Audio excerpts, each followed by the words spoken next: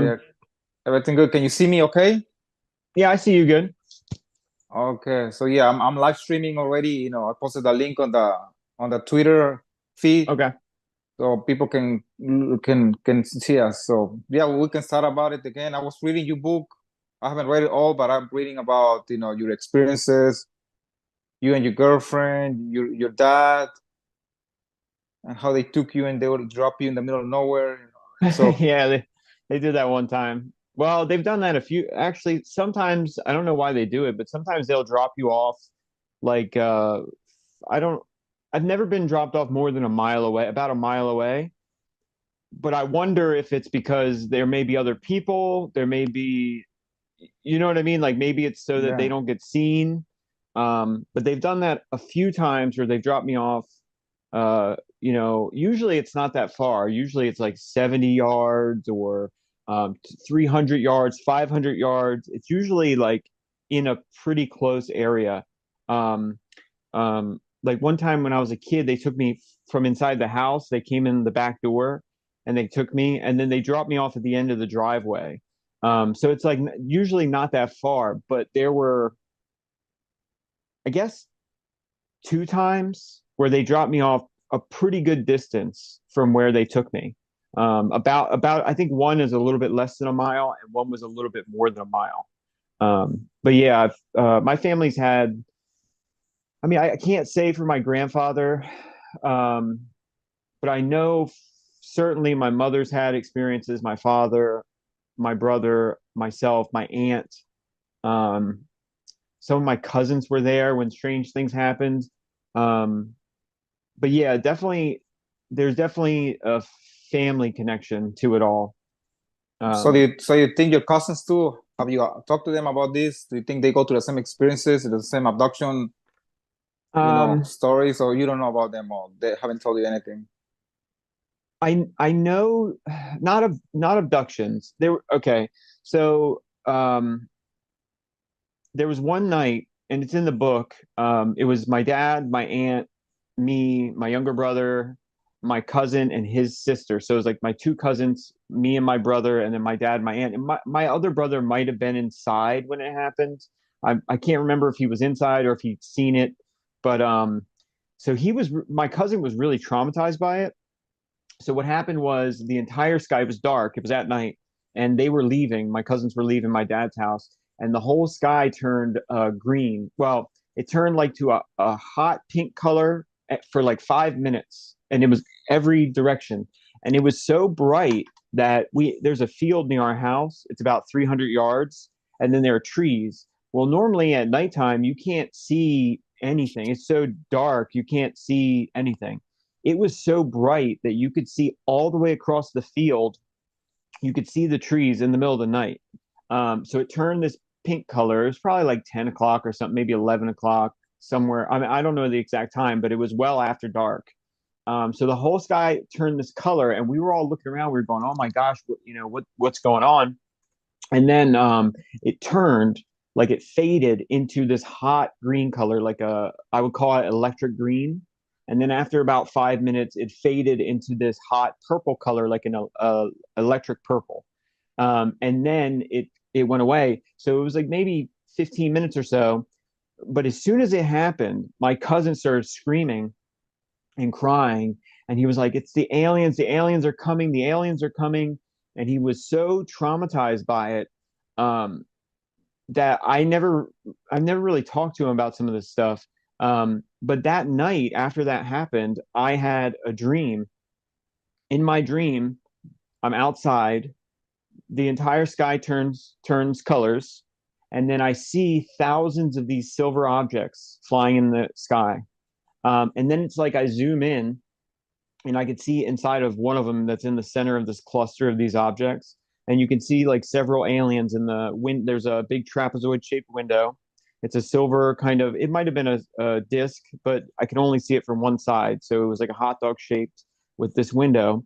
And there were probably five or six creatures. And the creature that was standing in the center, it was as if I zoomed in, like I'm talking to you now, like I was standing 3 feet away from him, and he started talking to me. And then I woke up, and I had that reoccurring dream it was the first and only time in my entire life where I've had a reoccurring dream, and the same exact dream I've had over and over and over again. But my cousin was so like frightened that he didn't like any like aliens. He wouldn't talk about any of it. So I don't know if he's had personal like besides that one night where we were all together. I have no idea if he's had personal experiences. Um, but I know his mom had like a experience at our house one time, and she said she was never she there was a rocking chair in the one room, and it was moving by itself, and she kind of freaked out and left and was said she'd never come back to the house again and stuff like that. Like she really scared her. But I've never talked to them about it. I'm not very close to my family anymore. I used to be, but I haven't been close to my family for about 10 years almost. So I've never I've talked to my dad, I've talked to my older brother, I talked to my grandfather about some of the stuff. I talked to my mom about some of the stuff. My grandfather and my mother has passed away, but I just haven't been close to that side of the family for a long time. Um, and then there were two other cousins that were on my dad's side. That was my mom's sister and my mom's side.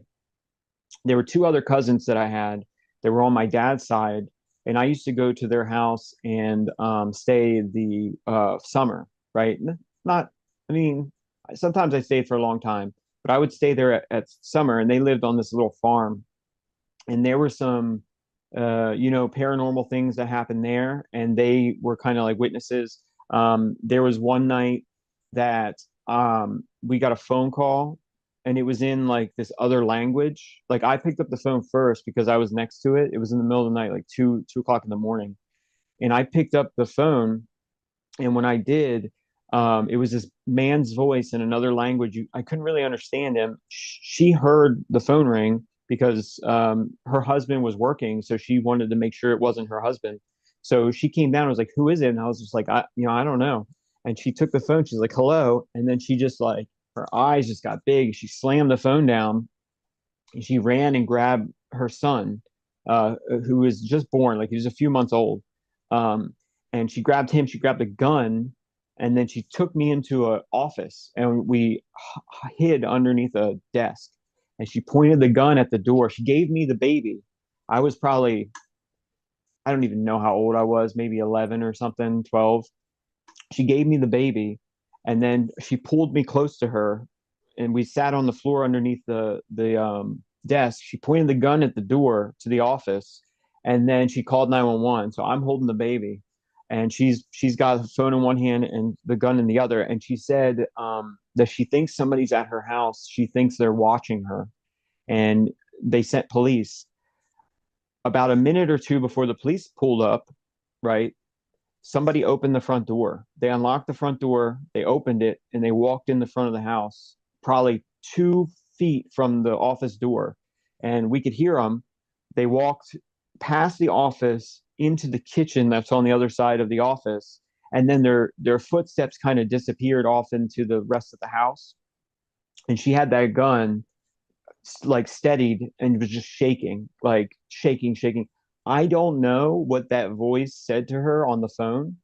I have no idea. She would never talk about it. But anyway, about 2 minutes later, the cops start banging on the front door, and they're yelling. They're saying, Mrs. I don't want to give her name, but they're saying, "Hey, Mrs. So and so, Mrs. So and so, it's the police, Mrs. So and so." And she's like, "Quick, quick, go!" So we ran to the door, which is right. It's just a few feet outside of the office door. So we ran to the door, and as we came up to the door, just a few feet, the police opened it. And so she starts yelling, and she's like, she said, "Was that unlocked? Was that unlocked?" And she was like, the cops were like, "What? They've got their guns and flashlights." And they're like, "What? Yeah, yeah, What?" They were scared. She scared them, because she approached yeah, them so fast. yeah. And she was like, "Was that door unlocked?" And he said, "Yes." He had just turned the knob. And she said, "Somebody's in the house." Um, Somebody unlocked that door and walked in. Like before we went into the office, I saw her check and make sure it was locked, both locks, the top and the bottom. Like I stood there, I was holding the baby. I watched her make Mm. sure it was locked. So somebody opened it. We heard them open the door. We heard them come in the house. Um, She eventually moved out of there. I never went back to that house after that night. So I went home the next day with my father, and then she stayed at her, I believe, her mother's house, and they eventually moved. But there was a big flash of light out there one night, and this creature came up. This was like 3 days before this happened. There was this creature wearing a white cloak. It was short, it was maybe 4 feet tall. I was, it's a long story, but I was on the balcony. My cousin was home at the time. So him and my other cousin were in the bed. Um, and they have a second floor balcony. So he bet me $5 that I couldn't catch a bullfrog as big as his hand, right? Which sounds silly, but you're on a farm. They've got a pond. There's lots of bullfrogs and stuff. So what I noticed was at night they would leave the lights on outside, and there would be all these bugs, and all the frogs would come out of the pond, and they would go up near the house, and they would eat these bugs. So they had like a sidewalk, and you would just see dozens and dozens and dozens of bullfrogs. So I had the plan that I'm going to sit on the porch, like on the second floor, Yeah. and I'm going to look down. And when I find a big bullfrog, I'm going to run downstairs and grab it. And I had a bucket waiting underneath he's got like these wooden steps. I just kind of had it sitting there. So I'm up there and I'm looking for a frog or whatever. And I just see this big flash of light, maybe 150 yards at the end of his property. And it lit up the entire area, like all the trees, everything. It was like the sun had turned on for a second. It was a blue and white light. And so I immediately, my attention was drawn, and I was just sitting there on the porch watching. And I was like, what was it? And I'm thinking, I'm a kid, so I'm like 12 or something. So I'm like, maybe it was a car, maybe there's somebody over there that lives over there, but there wasn't. Nobody lived back there. The road goes to like a dead end. There's no houses.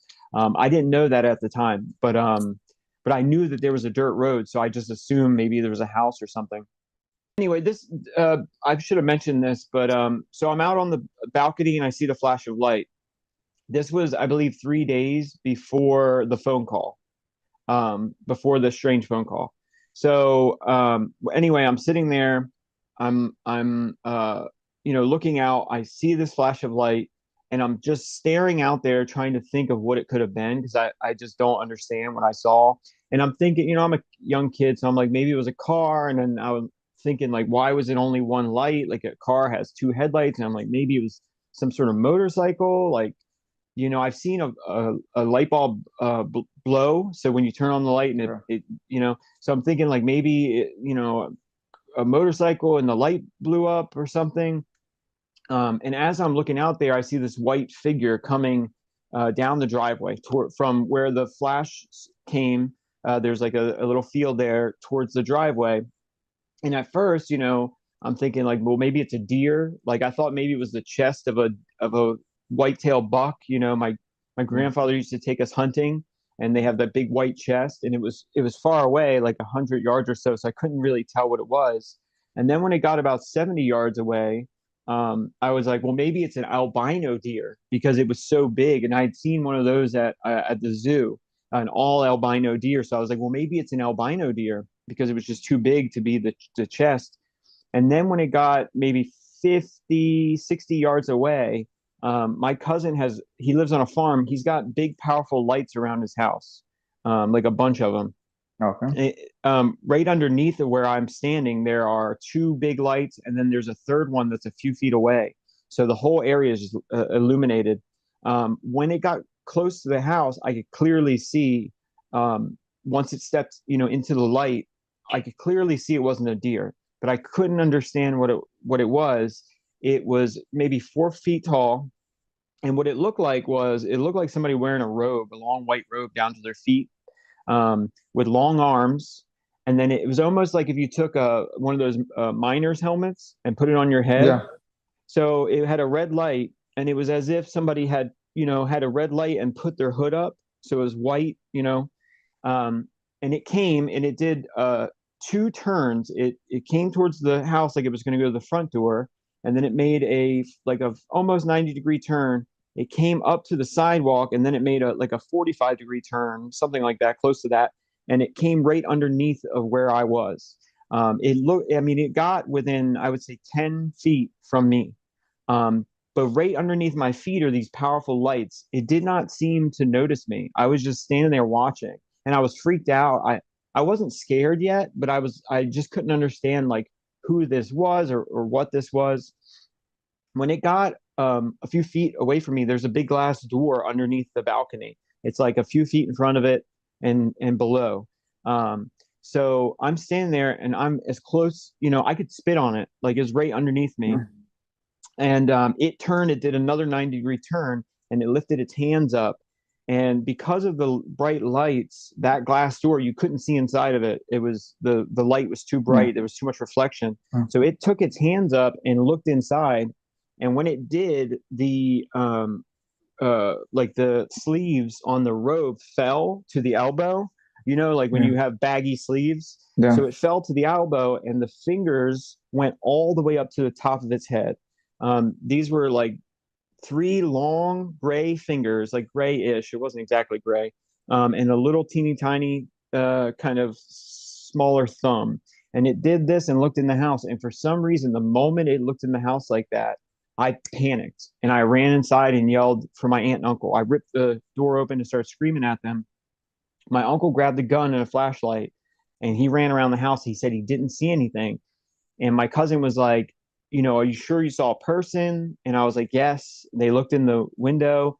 And my aunt was like, if they ran away, he was like, we're surrounded by woods. He was like, they could have just run 100 yards in any direction and you wouldn't be able to find them because there's just no way.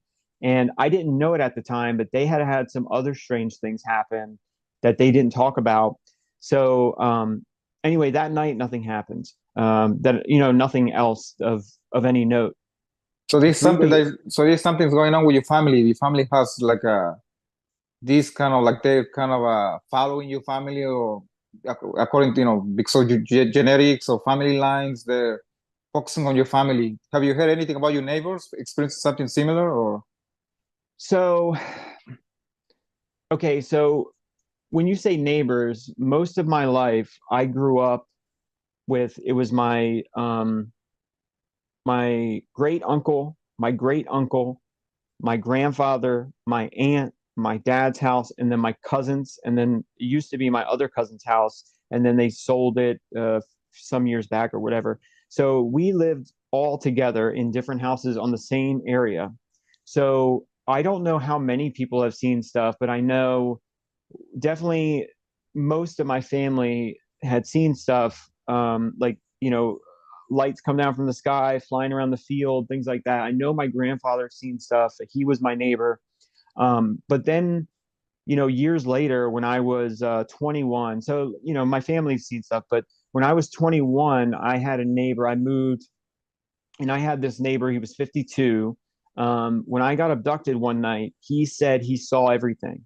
So he said he woke up. It was quarter after 2:15, and he went to get a drink of water. And he said he saw some flashing lights out the window. And when he was going to the kitchen, he said he went to the window to see what it was. He thought maybe it might have been like an ambulance or something. He said the flashing lights were on an object that flew above the house and it landed about 20 yards away from the window. So that night I got abducted. So for me, I was awake inside watching TV. I heard a noise, and when I got up to see what it was, these gray aliens like came at me. So they abducted me. They took me out the back door, right up into that craft that was landed. They did some medical procedures to me, and then they let me go. They brought me back about 2 hours, a little less than 2 hours later. Um, the next day, I went outside and I was completely traumatized. Like for about 4 months, I locked myself in my bedroom. Like every night, I would take my bed and I push it up against the door. So I take the top mattress and lay on it, and the bottom mattress and the bed frame, I would literally push up against the door because I was so traumatized by this abduction. But anyway, the next day after this abduction happened, I went outside, and he saw me and he came running over, kind of not running, but he came over. He was very scared. He was very agitated. He was afraid. He told me what he saw. He didn't tell me everything, but he kept saying, I saw everything. Like he kept saying, like, I saw everything. I saw everything. Um, so he said that he watched for almost 25 minutes, almost, or he said 25, almost 30 minutes, that the object, once it had come over the trees, he said it had made a perfect right angle and landed. It was about 20 yards from his house. It was about 20 yards from our house. So where it landed, like, it landed here. Our houses are right like In this. the middle, in the Um, middle. yeah. So he said that he wanted to call the police, or that's not what he said. He said, well, he did say that. He said he wanted to call the police, but he didn't think they would believe him. He said after about 25, 30 minutes, he said he watched it the entire time out the window, 20 yards away from it. He said after about 25, 30 minutes, it lifted up a few feet off the ground. It sat there hovering for a second. And he said it shot straight up. He said it flew away so fast, if you had blinked, you wouldn't have known where it went. Then he said again, he said it slightly different. He said, if you had just blinked at the wrong moment, it would have been as if it disappeared. He said, that's how fast it was. He kept saying, I've never seen anything move that fast in my entire life. And then he started talking about like all these planes he had seen. He was like, I've flown in this plane and this plane, and I've gone here. I think his dad was in the military for retired military, so I think he was like 20 some years in the military. But he was saying like, I've been in this plane and this plane, and I've seen this plane, I've seen this rocket, and I've seen this and I've seen that. I've never seen anything move that fast my entire life. And he apologized. Actually, he was like, he felt bad that he didn't call the police, but he said once it left, he was worried that they wouldn't believe him, and he didn't know what to do. And he said he wanted to sleep on it. And then when he came over to ask me, like to talk to me about what he's seen, he was really scared. Like, this is a 50-some-year-old man. I was 21. He was really, really terrified. Um, but he said, he was like, we got to find other witnesses. And he pointed, there's a few other houses, not really close, but in the area. And he was like, you got to ask other people. And he's pointing to you got to find more witnesses. We got to go to the authorities. We got to tell the authorities all this stuff. And I was like, I don't want to tell anybody. But he ended up saying, he at first he thought maybe it was a helicopter. And I was like, well, didn't you hear it? It's only 20 yards from your house. And he was like, I didn't hear nothing. And then he talked about how fast it moved, and he said he was just trying to understand what he was seeing. Until it shot away, he was like, there's no way that's a helicopter. He saw me. He knew I was involved. So I think he saw me get taken out of the house. But he was really scared, and he didn't want to talk about it. But when he was done, he was like, please tell me that really happened. Like, tell me I'm not crazy. He's like, you know that happened, right? And I was like, you're not crazy. Like, I was there. He was there. Like, he saw it from inside his house. I actually went across the yard into the craft when they took me. But we both saw it. We both remember it. We both remember the size of it, the shape. But he died the very next year when he was 53. So he's gone. I've talked to his daughter, but she wasn't there. She at the time she was 30 years old or something like that, so she had nothing to do with it. So there's not really anything I can really do about it. But after that abduction, so when they abducted me, they stuck this object in my eye that night. So the next day when I was talking to him, my entire right eye was bloodshot where they had done that. Yeah. My mom told me that I need to go to the hospital and have it checked out or go to the doctors. And I ended up going to two doctors and having it checked out. The other thing was, and my mom died too, so she's no help now, but as a witness, I mean, no offense to her. But the other thing was that where it landed, there was a big circle that all the grass was gone. Like the very next morning, it's not as if it died, like it was gone. It was there the day before and gone the very next morning. And there were also three large impressions that were about 8 inches deep, almost a foot long, maybe 6 to 8 inches wide. So they were kind of, if you took a rectangle, call it like 12 inches by 6 inches, about that size. I didn't measure Uh-huh. it, but I put my hand in it and kind of I have a good understanding of it. So it was like if you rounded off the corners of a rectangle. That's where the three impressions, and they were Oh, it's outside the circle. and in the circle all the grass was gone, and this was witnessed by other people. Like you know, it wasn't like you know, we didn't call the police, we didn't report it, we didn't have, you know, anybody investigate, but it was well known that this happened. um you know, my neighbor, he, like I said, he just wanted more witnesses. Like he didn't want to go forward and have people think he was crazy. So he like begged me to go look for other witnesses, and I told him, I was like, I don't want to tell anybody, like I don't want to tell anybody at all. And then that was the last time I really talked to him. And we had moved out. I moved out of there, I don't know, 6 months later or something, and he died maybe 6 months after that. So that was the last time that I think we ever talked, ever. Um, you know, I've never seen a grown man that scared before. Like he was, there's no way of expressing it to somebody, but he was truly traumatized by whatever happened over there. Um, Besides that, there was one neighbor in Virginia that lived about 100 yards away, and I think he saw something. But he was same thing. He was traumatized. I don't know if he would ever say anything about it. Um, I don't really want to involve him. Um, but it's very. Uh, I think he's seen something. Um, but I just don't want to mention it. and do you Besides still that, and do you still live in the area with a neighbor, you know? I don't live with him anymore. But Okay. I know I could reach out to him, but I just don't think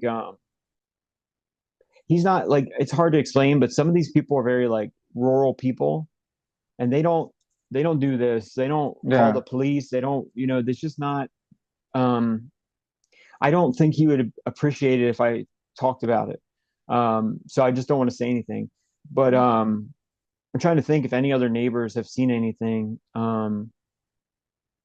So I can you tell us from the beginning, you know, the kind of where do you grew up? You know, it looks like you grew up in an extended family where all the people that were around, they were the, you know, your family members.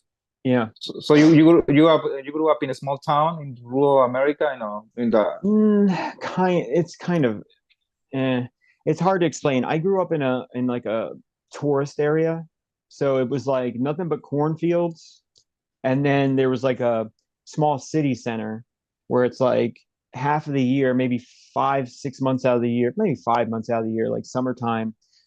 Thousands upon thousands of people come there in the summertime, like just a whole bunch of people.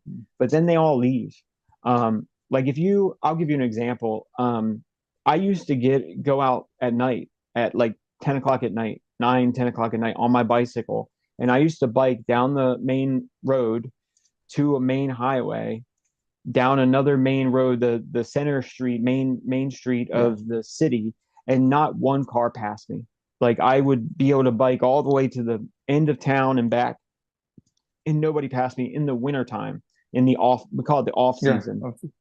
Um, so it's one of those areas that it's they literally call it slower, lower Delaware. Like they literally call it that because um, you know, 45 minutes north we have the capital city, and then another 45 minutes above that we have Wilmington, Delaware, which is Hmm. a really big city.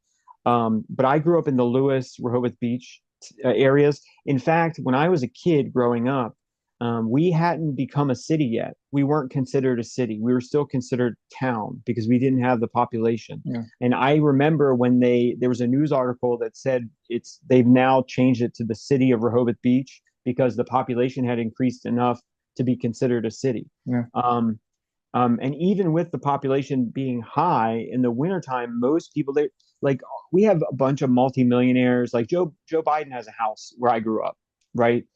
He doesn't live there. Like he Yeah. doesn't live there. We have tons of millionaires, multimillionaires and stuff that have homes in this area, that do not live there full time. And then we have a bunch of really poor people. Like it's kind of there is a middle class there, but quite frankly, it's very they're the people that own the businesses in the town, and then there's everybody else. In my opinion, lots of trailer parks, lots of you know, a lot of the home developments are from like the 1970s. So even as far as like homes go, they're very cheap compared to, you know, I'll give you an example. We had a ghetto that the city tried to shut down, right? It was 3 streets with really, really poor houses. Everybody was living in like old trailers and broke like houses that had dilapidated, and they wanted to get rid of it because it was an eyesore, right? Because right across the street are like multi-million dollar communities where each house is over $1 million. And this was back, I mean, almost 20, 15, 20 years ago. So I'm sure those houses are worth far more today.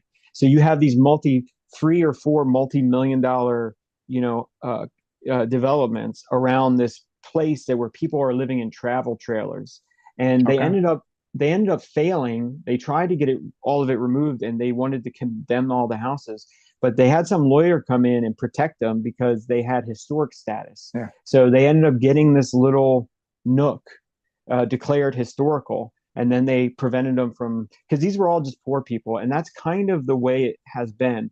Um, when I grew up, I could drive from like when I would get on the school bus, it would go down the highway to another highway from my house all the way till almost right before you get to the town center. It was nothing but cornfields.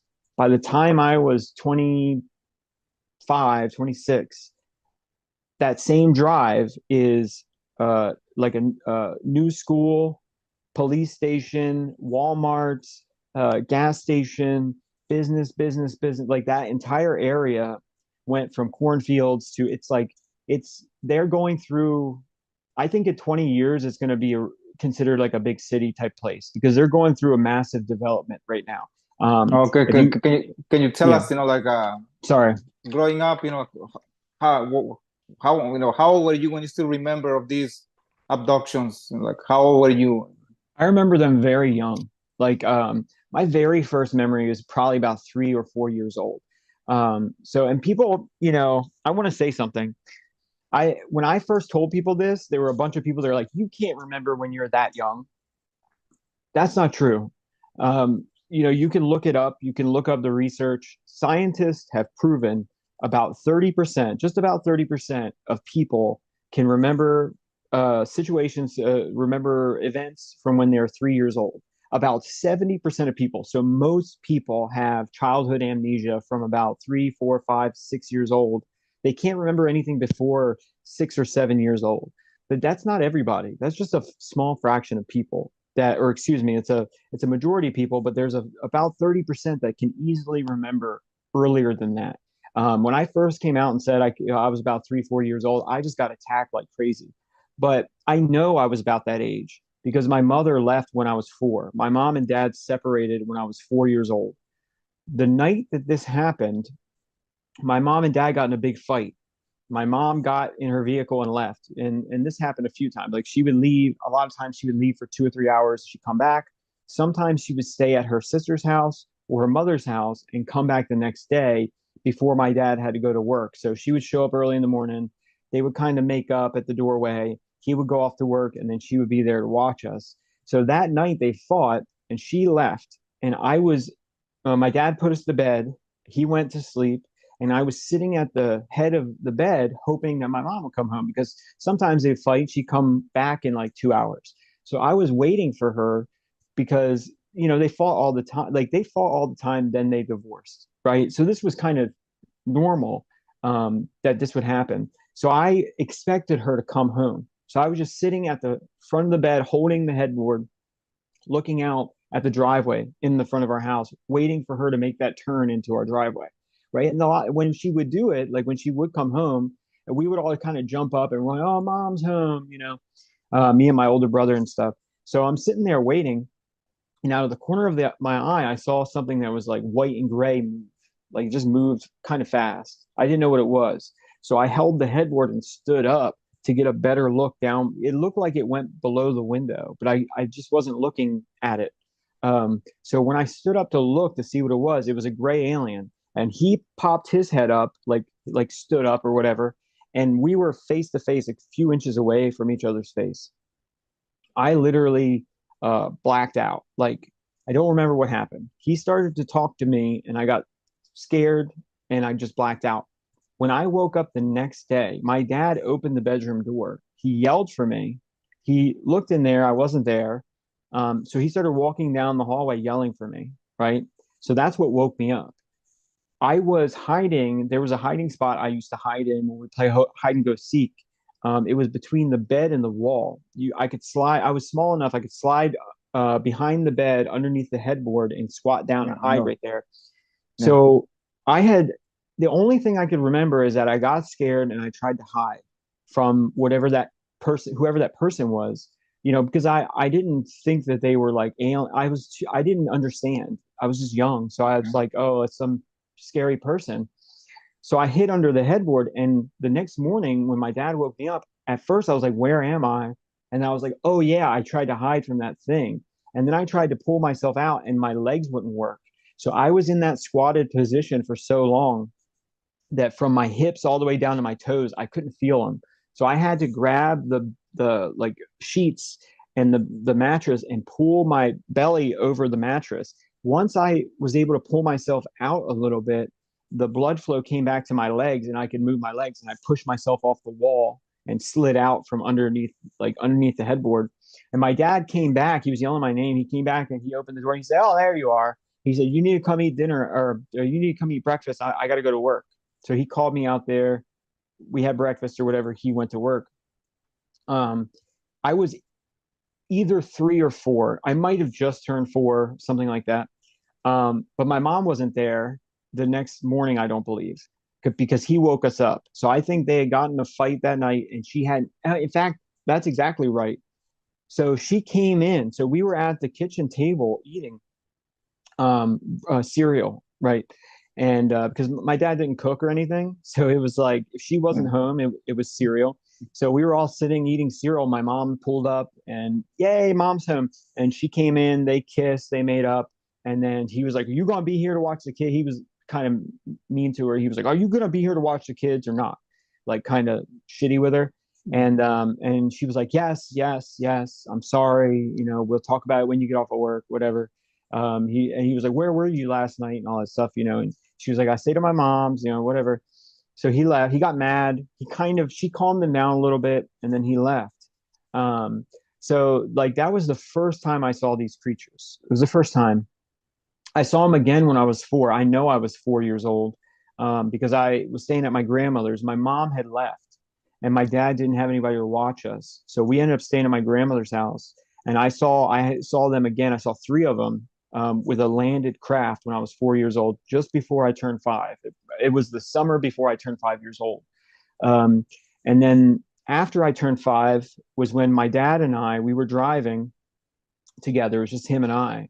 And he saw an object flying it was hovering in the field, in like the corner of a field, and he didn't know what it was. So he pulled over in the side of the road and stopped to look at it. And he was like, "What in Sam hell is that thing?" And it all of a sudden it started to very slowly come towards us. And he was like, "What is that?" And then it made 2 abrupt motions. So it shined the spotlight up in front of it, and it shined it through the trees that were off to it was they were off to our right, closer to the object. There was like a small group of trees. So it swung this spotlight through these trees, and then it made 2 swift motions. It came like kind of, I guess it went left, right. So it went like this way towards us with that spotlight. And when they got real close to the truck, it had shined that spotlight at my dad. So he had one hand on the steering wheel, kind of turned, looking out the side window. So he lifted his hands up to block the light, and then he just froze like a statue. He just froze solid. I could move. I was looking around. I stood up on the seat. You know, this thing lowered itself about 15 feet from the truck, right at the edge of the field and the road where my dad had parked, to look at it because he didn't know what it was. So it lands. The door opens up. Ramp, all that stuff. 3 creatures get out. Now, it was nighttime. It wasn't that late. It was maybe 9-ish, something like that. It might have even been 8:30, 8:45, because this was when I was in kindergarten. So this would have had to have been during the school year. And the fields had like low grasses in them. So what they would do is, by the way, my grandfather farmed these fields. So we played in these fields. We grew up in these fields. We hunted in these woods and stuff. So anyway, what they would do is they put like a cover crop. So when the season was over in like September or October or whatever, they would put a bunch of grass seed out there, like maybe rye or barley or something like that, to so that way they didn't get the soil to wash out in the winter and the early spring. So the field had very low grass. So this would have easily been, it depends if they had soybeans in the field or not. If they had soybeans, this could have been in September, October. But if they had corn in the field, this would have been probably in November. I'm going to guess, because I wasn't wearing shoes, I wasn't wearing a coat or anything, it wasn't that hot. I'm going to guess this happened in September, around September, early October, because that would have given them time to harvest the beans, to plant their cover crop. And then I turn 5 in September. So it would have had to have been right after I turned 5. Okay. So anyway, so they come out, and the one creature walked right in front of the headlights, like 3 feet, 2 feet in front of the headlights. His head barely came above the hood of my dad's truck. He was probably 4 feet tall. Um, but the reason this is important is because when you've got two powerful spotlights, right, that can illuminate the road, 60, 70 feet in front of you, this thing walked right in front of me. I got a perfect view of it. It came up to the window, several inches away from me. And then I turned away from my dad, and it started talking to me. My dad, they opened the door to the other two creatures, opened the door and took my dad out. I had looked over, and they took him in the craft. So this creature kind of kept watch over me until they brought my dad back. And I asked him, I was like, I want my dad. And he said, do not be afraid. We're not going to harm him. Your dad will return soon. He asked me questions. He asked me how old I was. He knew about school. He asked me what grade I was in. I told him I was in kindergarten. He said he didn't know what that was. Didn't understand what kindergarten was. So I explained to him that it was the first grade. It was the grade before first grade, is what I told to him, and he just said he didn't understand. He asked me where we were going. He wanted to know where we were traveling to, and I told him we were going to the end of the road. And then he asked me why, and I said no reason. We don't have any reason to go there. And he said that didn't make any sense. He let me know that it didn't make any sense at all for people to expend time and energy to go to a new location for no reason. So there had to be something, like he was like, there has to be some reason you're going there. And there was no reason. My dad would just take drives, like he would just be like, hey, get in the Yeah. truck. And so literally we were going to drive down the end of the road, turn around, go home for no reason whatsoever. Um, and he didn't understand that. And he let me know it didn't make any sense. Like it didn't make any So, logical. so was this communication telepathically, or Oh did you? yeah, yeah, yeah, yeah. They always communicate telepathically. Sometimes they make noises. I don't know if it's language. I don't know if it is or not, but sometimes they make these mumbly noises, almost like a deadened sound, like a person groaning or something like that. Sometimes you hear them. I don't know if they're expelling air, if they're breathing or something like that, but they don't always make those sounds. And I don't think they're language. Maybe they are. I don't think they are, because they don't seem to be structured. I've never seen them make these sounds at each other like that, but almost like a muffled whispering every once in a while.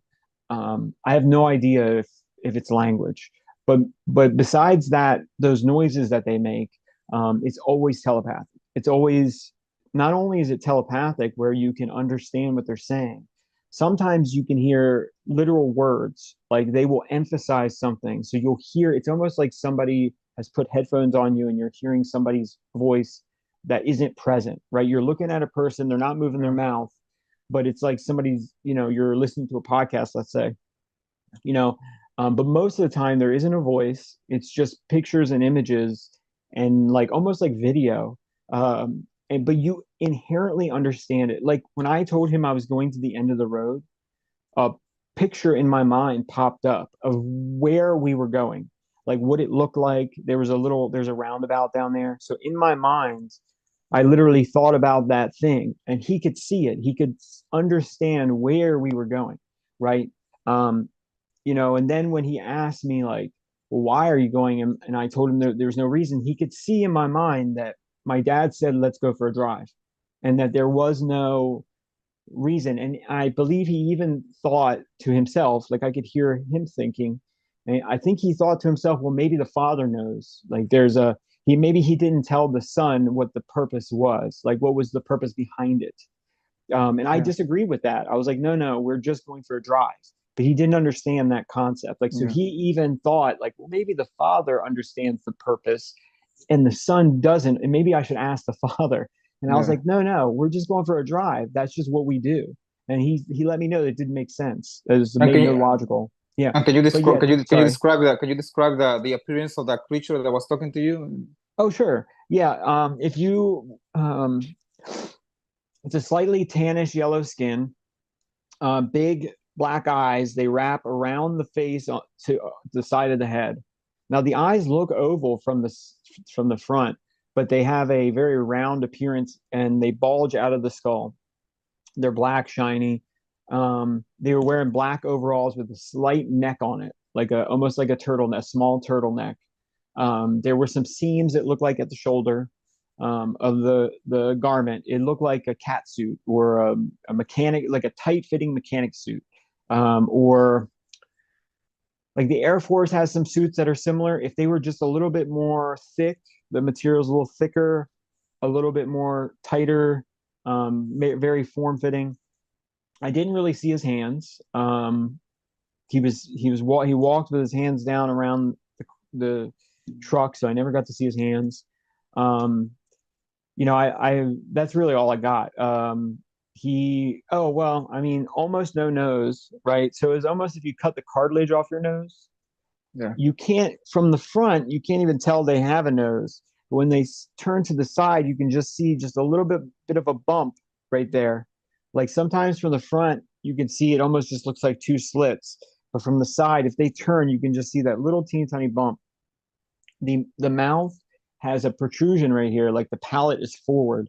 It's very similar to some types of monkeys, like where they have a very forward palate. Humans don't have that, where our Yeah. mouth is kind of tucked back. No chin. So like their chin, people always draw their chin as very pointy. It's not very pointy at all. They just have no. It's like if you shaved off just the bottom inch of your jaw, where they have this very small palate at the bottom of their jaw. Like their bottom jaw is very very slim and small compared to human beings. Trying to think what else they've got a little dent right here, just a teeny tiny dent on their head. Their head, when people ask me what their head shape is, I always say light bulb. If you take one of those old light bulbs, they're very kind of round, and then they have that kind of little bit of a square kind of thing, and at the bottom they have a little point where the bulb touches the wire. Yeah. So it's very, very similar to that. They've got the little bump, very wide head, much like maybe, I don't know, 20% wider than a human's head. So most of their face is kind of scrunched in underneath the eye, right? Very small a section right here. Whereas the eyes are the eyes and the forehead are like the dominant part of the skull. Um, And do they have I any don't smell? Do you have any smell, to them, or you cannot I didn't remember? I didn't smell anything at this time. I normally don't smell much. Uh, as far as smells, there's only been a few times I've ever smelled anything.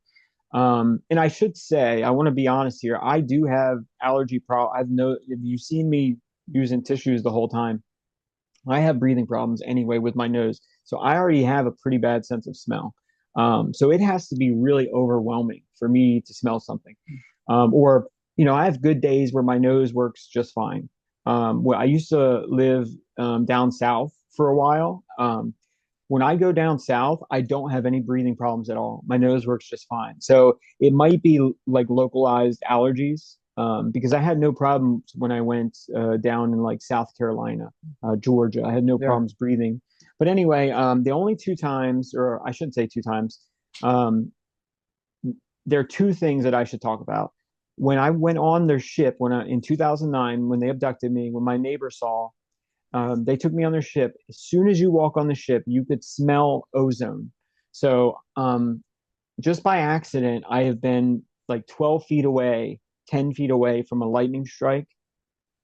I've also been near a transformer when a transformer has blown.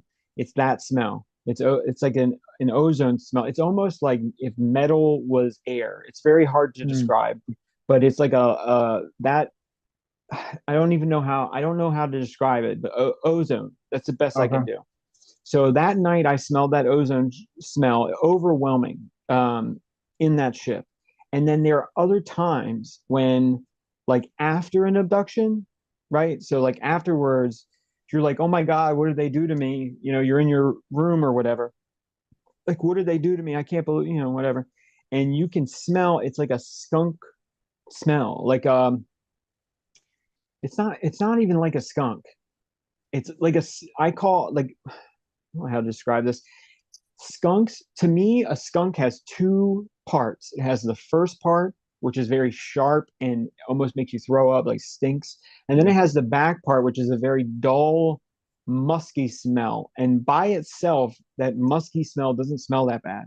Like a lot of men's cologne have that kind of musk, Yeah. you know? Yeah. Um, it was like a musk smell that was almost like if you mix like rotting flesh with musk and almost like I don't know. I was gonna say like fish oil or something like that. Um, it's I don't know how to even describe the smell, but after some encounters, I have smelled that smell, and it sometimes it takes hours for it to like dissipate. In 2009, my dogs smelled that smell, and they like freaked out for that smell. Like all their skin would raise up on their back, and they would just start like foaming at the mouth, growling. And I've never seen my dogs act like that. But when I got abducted that time, they literally like how dogs track a scent. Yeah. So the way that I found out about the grass being gone is because the dogs tracked the scent across the yard to where it landed, and they were doing circles around it. And so they literally like tracked to that thing. And then they also tracked downstairs to the basement where I was abducted. And so like the basement light was off and the door was open. They tracked to the basement door, and then they just started freaking out, like almost as if they believed that something was still downstairs. And so they were just freaking out, freaking out, freaking out. And they wouldn't stop until I literally turned the light on, went down there and was like, there's nobody down here. They came down, they were really scared, like to come. They wouldn't come downstairs, right? And I want to say this is important because my dogs lived in that bedroom with me the entire time we lived there. They slept in my bed every night. This was their bedroom. And after I got abducted, I never slept in the basement ever again, and neither did my dogs. So they're growling, they're freaking out, right? This is the next morning. So I go downstairs and I turn the light on, and I'm like, there's nothing down here. My dogs came down about 3 steps, looked around like very scared, and then I was like, there's nothing down here. They stopped and then they went away. But for several months, I would say about 2 months, if you left the basement door open and they would walk past it, they would just start freaking out. So we had to close the basement door. We literally had to keep it closed because my dogs, whatever that smell was that they smelled, they would get like violently aggressive. And I've never seen it. Both of my dogs did that. I've never seen them act like that. So whatever, I don't know what happened that night to them because that night before I got abducted, they went upstairs. So they heard something, and then they both went upstairs, right? And I don't know what happened. I don't know if they got, I don't know. But the next day, I found them so there's the basement, the first floor, the second floor. I found them locked in a room on the second floor, and I had to go through the wall to get them out of the room. So I had a choice of either going through the wall or breaking the door down. And so I went through the wall to get them out of the room. I couldn't get them out of the room. They were locked in there. So I think that these creatures took my dog. My dogs were probably violent, I assume, right? There's an intruder, and they took them and locked them in that room. And ever since then, the dogs like freaked out. They're gone now. It's been years, so they're gone. But but that's whatever they smelled, like they had like a visceral hate reaction to it. But I didn't really smell much. And my mom was there the next morning. Um, and I remember her saying something about a smell, like, what's that? Do you smell that or something? Like, what's that smell? But she's dead, so she's of no Yeah. help. But So can you tell us, yeah. what happened after your dad was taken, when you were 5 years old? How Oh long yeah, it of took course. to finish that story so we can understand what happens later on? Yeah, so he was taken. The creature stood with me for a while. After a few minutes of it questioning me, I blacked out. So I blacked out and I came to. So it's actually hard to describe. So it was like somebody covered my eyes. I couldn't see anything, but I heard my father open up the door. I felt the truck shake when he got in. My dad is a big fat man, like 400 pounds. So like I felt the truck shake. I heard him shut the door, right? And then it was like I could see again. So it wasn't like I blacked out. It was more like I just couldn't see. But I could hear and I could feel just fine. So then he starts hitting me and he's like smacking the crap out of me. So when I got my vision back, I'm standing there on the seat holding the window looking because I was talking to the creature. And I'm looking left and I'm looking right and I'm like, where did the creature go? My dad's just hitting me. He's just smacking me. Boom, boom, boom. And he's screaming. And I don't understand what he's saying. I'm just like getting hit. And he's going, "Sada, sada, sada, sada." And I'm just like, what is he saying? He was yelling, sit down, sit down, sit down, sit down. And he was hitting me and he was trying to knock me on my butt to make me sit. And it was like the last time he hit me really hard. And I literally, he just knocked me down. And then he just threw the truck into drive and he floored it. He jerked the truck from the ditch where they abducted him all the way across the road into the right hand ditch. And then he jerked it back onto the road, slammed on the brakes. I slid off the seat and crumpled onto the floor underneath the glove compartment. Hmm. And he was like, hold on. And then he threw it in reverse and spun his tires and then he whipped the wheel and he did a 3-point turn. There's a small dirt road that goes back to the woods. So I mean, I could draw it for you, but he basically like went like this, stopped halfway like this, backed up, and then went like that, if that makes sense. Or maybe I should do it with this. So he went like this, stopped halfway in the roadway, backed up on that dirt road, and then turned around, right? Because, like I said, it's a dead end. So he had to go that way. He had to make a U-turn. So when he peels out, as he's backing up, I climb back on the seat. Right, he's peeling wheels, so he's not like moving that fast. His tires are spinning because he's pressing on the gas too hard. So he backs up. When I sit back up, I can see the craft right through the windshield. So it had flown maybe 60 or 70 yards. It had lifted up and was flying away from us. So he made that left turn to get on the road, and now it was out of my driver's side window, or excuse me, passenger side window. So he just flying 100 miles an hour. I mean, he's sped up. This craft was going in a V shape. So we're on the road this way. It was going this way away from us, right? There, it's about 300 or so yards and then trees. As it got close to the trees, so I'm watching it because I don't know what this thing is. My dad's panicking, screaming, driving. I'm just watching this thing. And it's very, very slowly rising up like it was going to fly above the trees. Um, and then we come around this turn. There's a one big turn on the road. And by the way, the speed limit, I think the speed limit used to be like 25 miles an hour. So he's coming out 100 miles an hour. He comes around the turn. He tries to stop. He slides out with all four tires and he's screaming and he's like, hold on. We're going to flip. We're going to flip. And he swings his arm over to like stop me from sliding off the seat or whatever. He knocks the wind out of me. So I'm like, and I look over him and I just see fear on his face. You know, I see the lights from the dash like on him and he's just scared. And so anyway, he knocks the wind out of me and I stop looking at the craft. We slide all four tires. We jump a ditch into the field, the corner of the field, jump a ditch back into the road. This is not on purpose. He is completely lost uh, his control. So he bounces into the field, bounces over the ditch, and then when he gets back onto the roadway, he tries to correct, and he's just fishtailing, like, and he finally corrects, and he goes, I gotta slow down. And then he slowed down to like 50 miles an hour. So he went from like 100, almost killed us both. And he's so lucky we slid across the dirt, because if we didn't slide across that dirt, we would have just tumbled. And neither one of us were in seat. We were neither one of us wearing seatbelts. He was right. He did almost kill us. I mean, it was very close. But anyway, he fishtails, he gains control, and then he slows down to about 50 miles an hour. When he pulled in the house, he still didn't slow down enough. And he slid across the driveway up towards our house. And he screamed out, he says, "We're going to hit the house. We're going to hit the house," because he literally was sliding so fast towards the house that he braked and it wouldn't stop. The truck Yeah. wouldn't stop. So he just barely stops, maybe 2 feet away, a foot and a half away from running into the foundation of our house.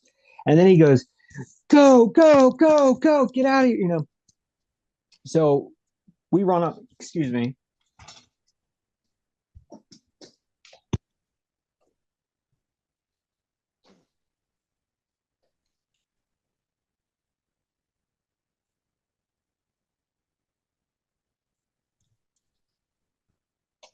Sorry about that. Okay. I thought somebody may have been at the front door. I heard some knocking. Anyway, so yeah, so let me get back in the frame. So he yells, he's like, "Go, go, go, go." So we run inside, right? We run up in the house.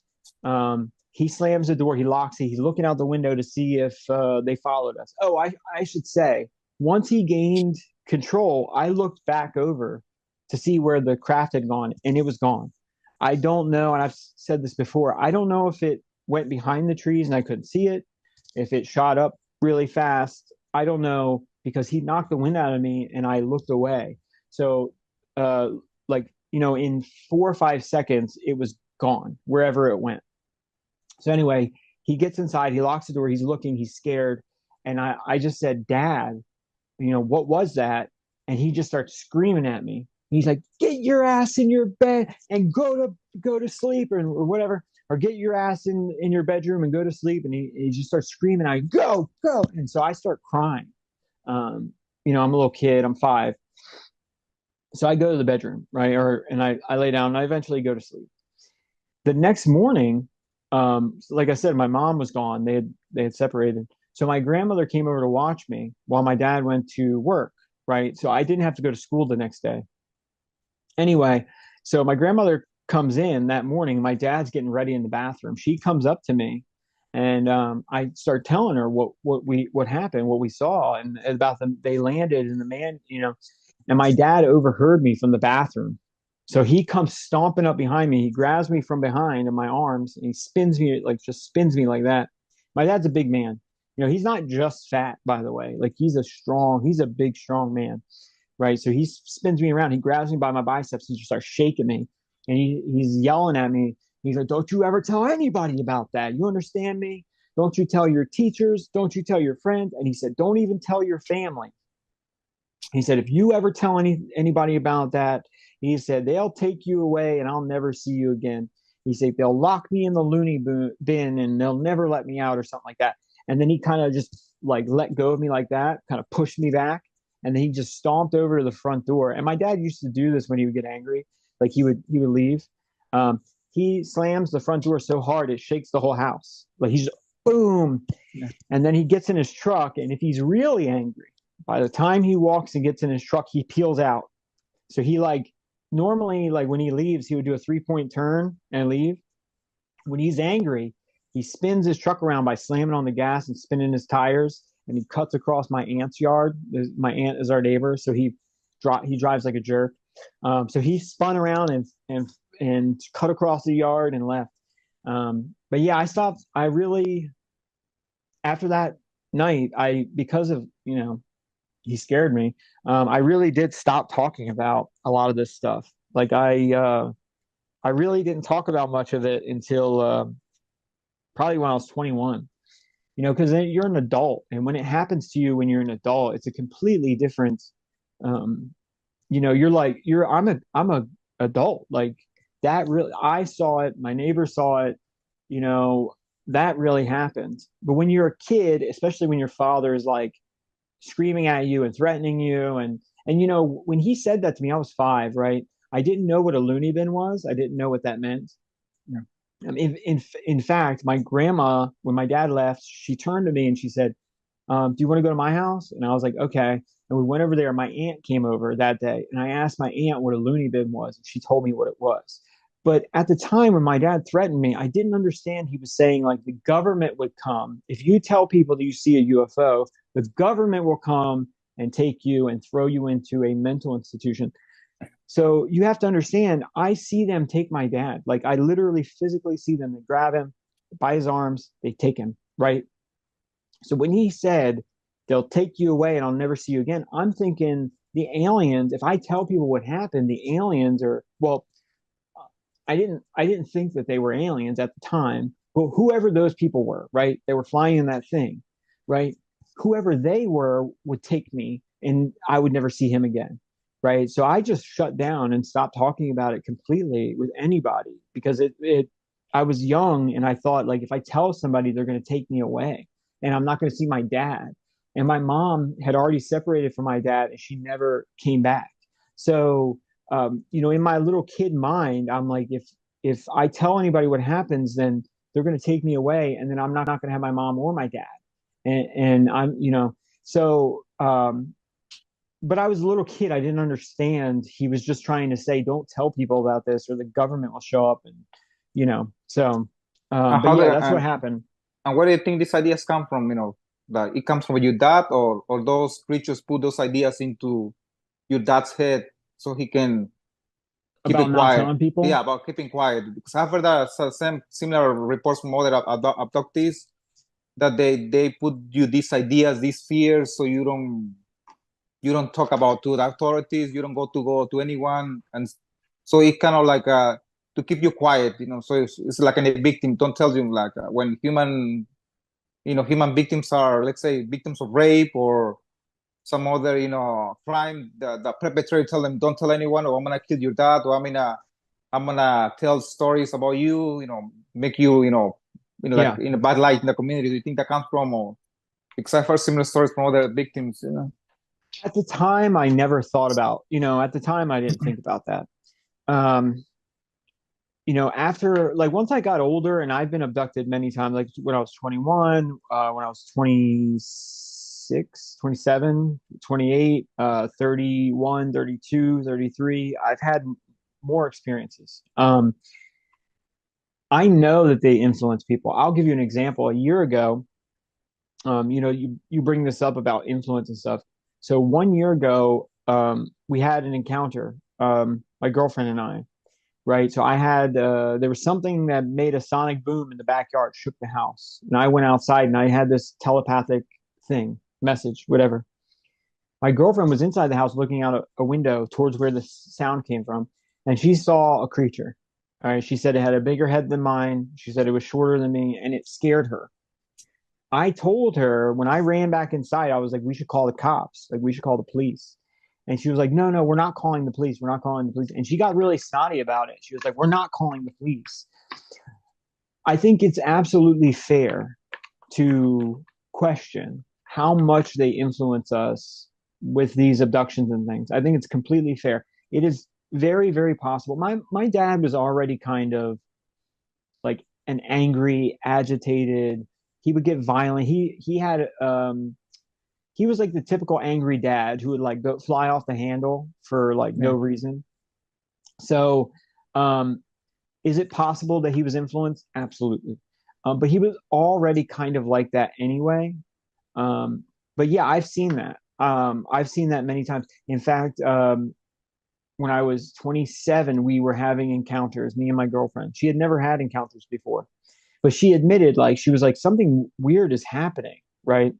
So I was like, I wanted to call the cops, and she didn't want me to call the cops for like a week. Like we had stuff happening every night, and then after a week, finally she was like, okay, let's call the cops. So we had the cops come out, and they sent one guy. He was a big, big man. I mean, he's a big, strong guy. So he comes out and he goes, what's happening? And I said, look, there's some people running around at night. And I said, they've been doing it for like the last 6 days, 7 days. And I didn't want to tell him they were aliens, right? Yeah. Like, because Yeah. he's not gonna believe me. So I just told him I was like they're um, squatters, right? I was like I think they're squatters or whatever, you know. Yeah. And he's standing there talking to me, and there are some trees. There's a fence and some trees. And as I'm telling him, they run by just maybe, I don't know, 15, 20 feet behind the tree. So he shoots up with his light and he yells, he's like, hey, it's the police, get out with your hands up or whatever, right? And there's a fence, so he says, how do I get around there, around the fence or whatever? So I was like, I'll go over there with you. So I followed him. So he knows that there's people, some type of people running around. And it wasn't just that they ran around on the ground. They ran across the roof of two buildings. So there was a smaller building and then a bigger building, and you could hear them walking on the roof of the building, right? As well as running around the ground, right? So I follow him. He's got his flashlight. He's expecting some squatters or something, and he's going to yell at them and tell them to leave. We come around the back and we start coming up the back of the property. And all of a sudden, something runs by both of us, right? From behind me, it comes up, runs past me. It's maybe 3 feet away, 2 feet away. It runs past me and past him, right? So he hears it coming up from behind us. He turns with his powerful flashlight. I had a flashlight. So he turns and shines his flashlight. Whatever it is runs right past him. And you can't see anything. There's nothing there. It's just, you can hear the sounds on the grass and the leaves, but you can't, there's nothing to see. So all of a sudden he like panics and he goes, I don't know what's going on here. And I don't want to know. And he's like, I'm out of here. And he ran away. I watched a police officer, 6'2", 250 pounds, run away. And I was like, no, no, wait, I was like, please, you got to help us or whatever. And he was like, I don't know what's going on. I don't want to know. I'm out. I'm out of here. And he went back in his car and he said, if you ever need us again, call us. And I was like, I need you now. And he drove away. Yeah. But Yeah. That's good. the funny thing happened, right? So it sounds stupid. He encountered something he couldn't explain, and it scared him. It was like an invisible man was running around at night. Um, so he drove off. I mean, he sped off. Like he was scared, right? This was probably, if you imagine it from his perspective, this was probably the first time he had ever encountered something strange in his whole life. And you don't know what he believes in. He could believe it's the devil or demons or ghosts or goblins. You don't know. But the funny thing that happened is that after I called the police, nothing happened. Same thing with last year when my girlfriend didn't want to call the police. We decided to run outside with our phones after it walked past the back window. Nothing happened. They really, really avoid. If you look at the Vegas case, the recent case where they said it landed in the backyard, people got scared and then they ran out there with their phones and guns and stuff, and they didn't see anything. It was gone, right? Yeah. They really, really avoid contact with like police. They really, really avoid phones.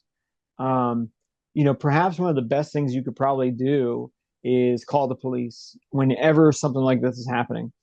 Even if they can't help you, even if they run away like the one did with us, for whatever reason, it stopped. It was going on for 7 days. Now maybe it was coincidence, maybe it was coincidence, but it stopped right away. It didn't happen the next night. It didn't happen that night. Like it stopped. Whatever, it's like they don't want to be caught. They don't want to be seen, right? Yeah. So it was. I think it's good advice to call the police. So did you during that time were you being abducted or just being watching? Um, I don't know. I had at that time I had three, I think three encounters at that time. I think I was abducted, but I don't know. So the one encounter, me and my girlfriend came outside. We smoked a cigarette. In fact, I vape. Do you mind if I vape? Go Is that ahead. okay? Okay. Um,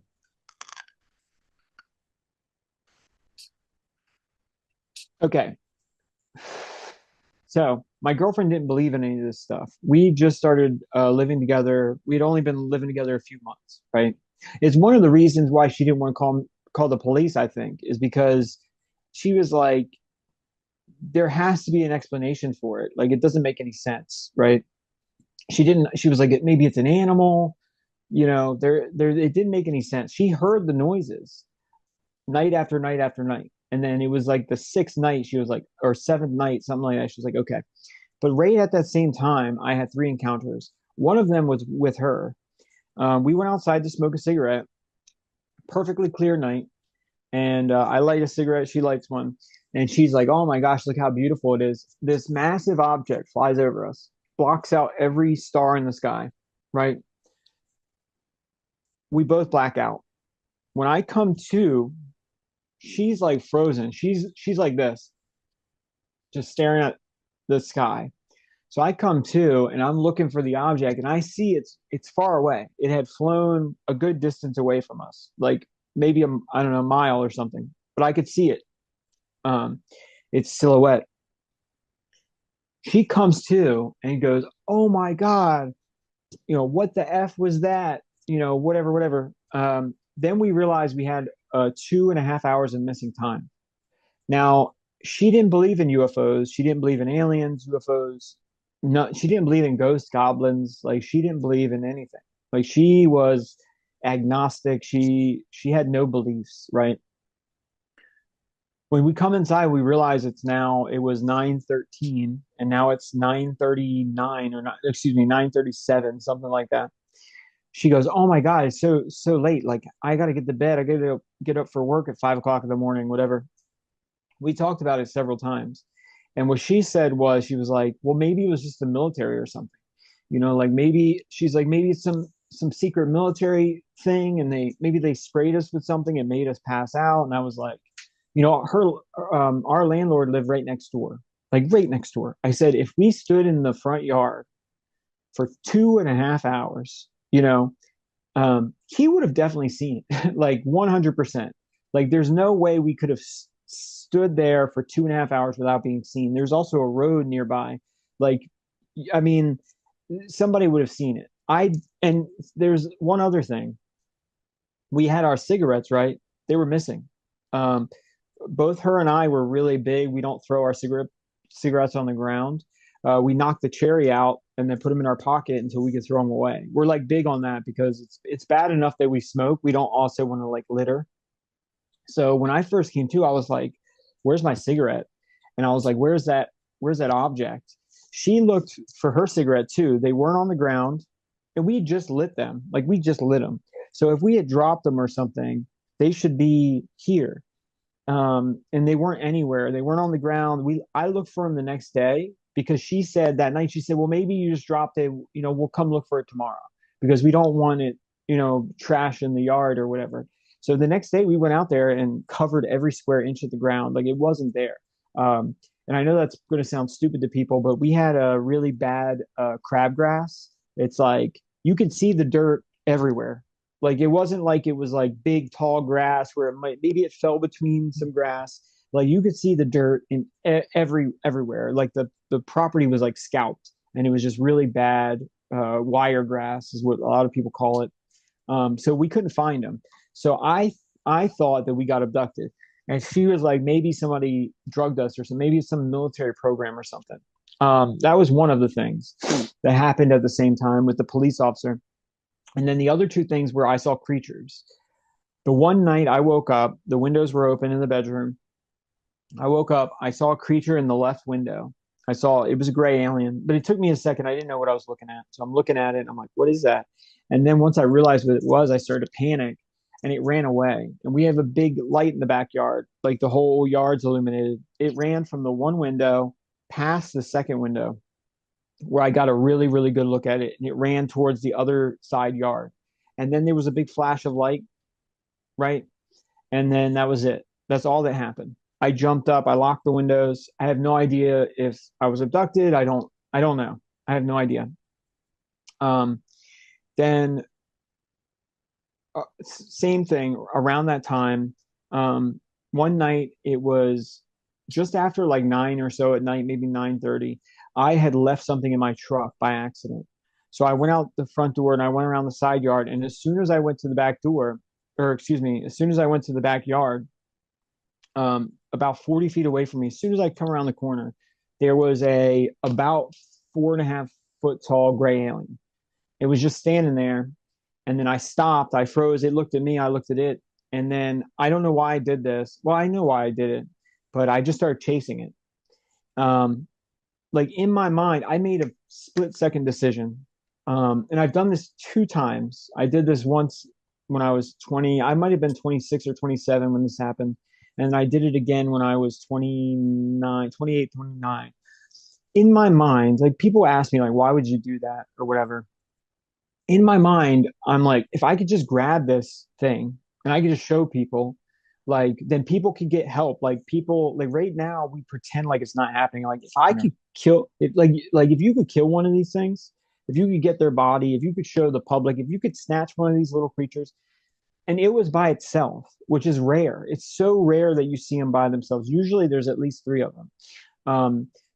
When I went in the backyard and it was just one of them, I was like, I stopped, I froze for a second, and I was like, I gotta grab it because if I can just grab it, I was like, you think like I'm gonna just hold it and I'm gonna just go right down to the police station. I'm gonna call the news. Like you have to, people need to know that these creatures exist, right? Anyway, I chased it. It turned around, it ran around the backside of that property, my neighbor's property. It ran across the fence line. It jumped the 4 foot fence. So it put its hands up on top and it climbed over. And then it ran down the fence in the opposite direction. There's a large group of woods, and it ran into those woods. Now I stopped chasing it because when I tried to get it right before it jumped over the fence, I had like a telepathic communication and it told me that it could kill me. It could have killed me if it wanted to. And I don't know why, but it made me panic for a second. Like, because I wasn't trying to kill it, I was just trying to grab it. Um, but then when the idea that it might actually kill me, when it hit me, I was like, because I didn't expect it to try to kill me, but when it told me it would kill me, I like kind of froze for a second and then it ran and then I decided to just go in and lock. So I ran inside and locked the doors. Um, Now, when you have these, it's possible I was abducted that night and I just don't remember. When you have these events happen, they manipulate your mind. So it's very, very possible. I don't think I was abducted that night, just so we're clear. But clearly, I had multiple times where they were showing up at night. I had a missing time. I had a close encounter with a UFO. I think even if they didn't abduct me that particular night, I think it's very, very possible that I was being abducted at that time. Because they do that. Like you'll have a bunch of encounters and then nothing will happen for maybe a year or maybe 6 months or maybe, I mean, the longest I've gone is maybe about 5, 6 years, maybe. I used to say 7 years because it was between when I was like 21 and 26.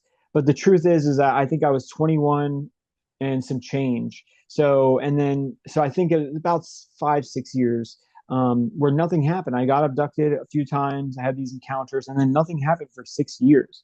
And you always tell yourself, you're like, it's over. Like maybe they'll never come back. I'll never have to deal with them again. It's over. I can move on with my life.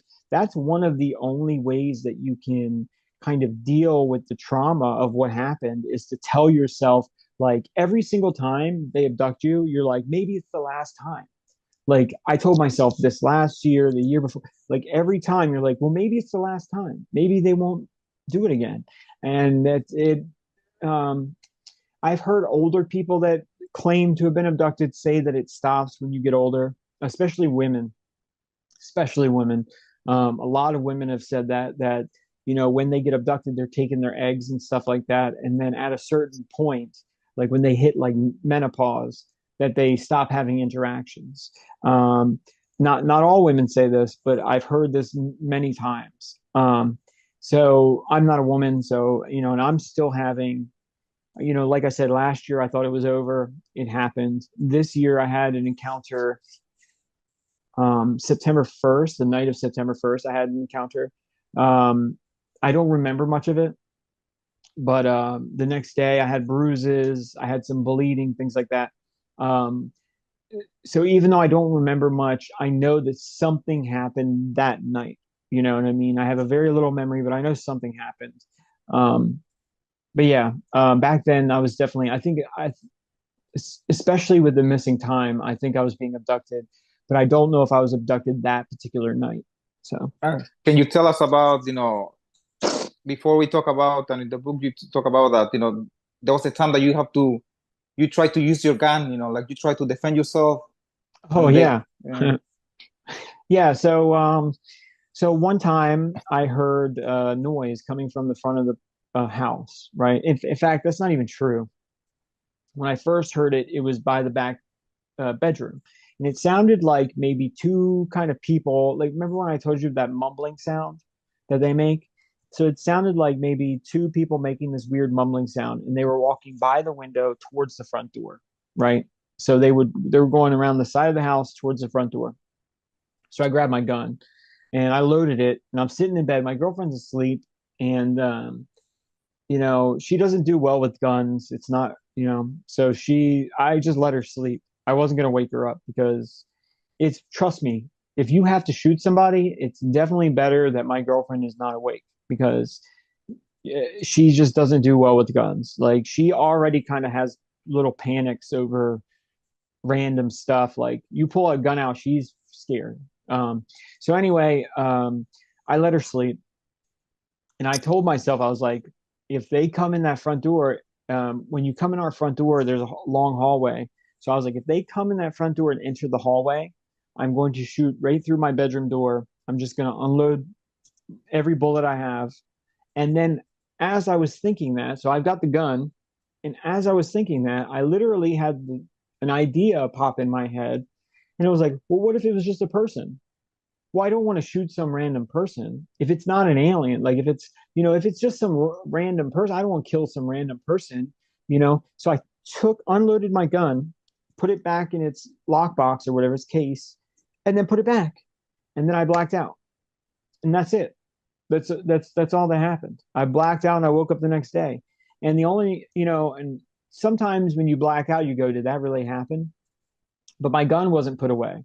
It wasn't put away, and it wasn't put away properly, if that makes sense. Like I didn't put it where it normally goes. I didn't clear it, and I normally have it in a specific position that I know about, so that way I know if anybody's touched it or messed with it.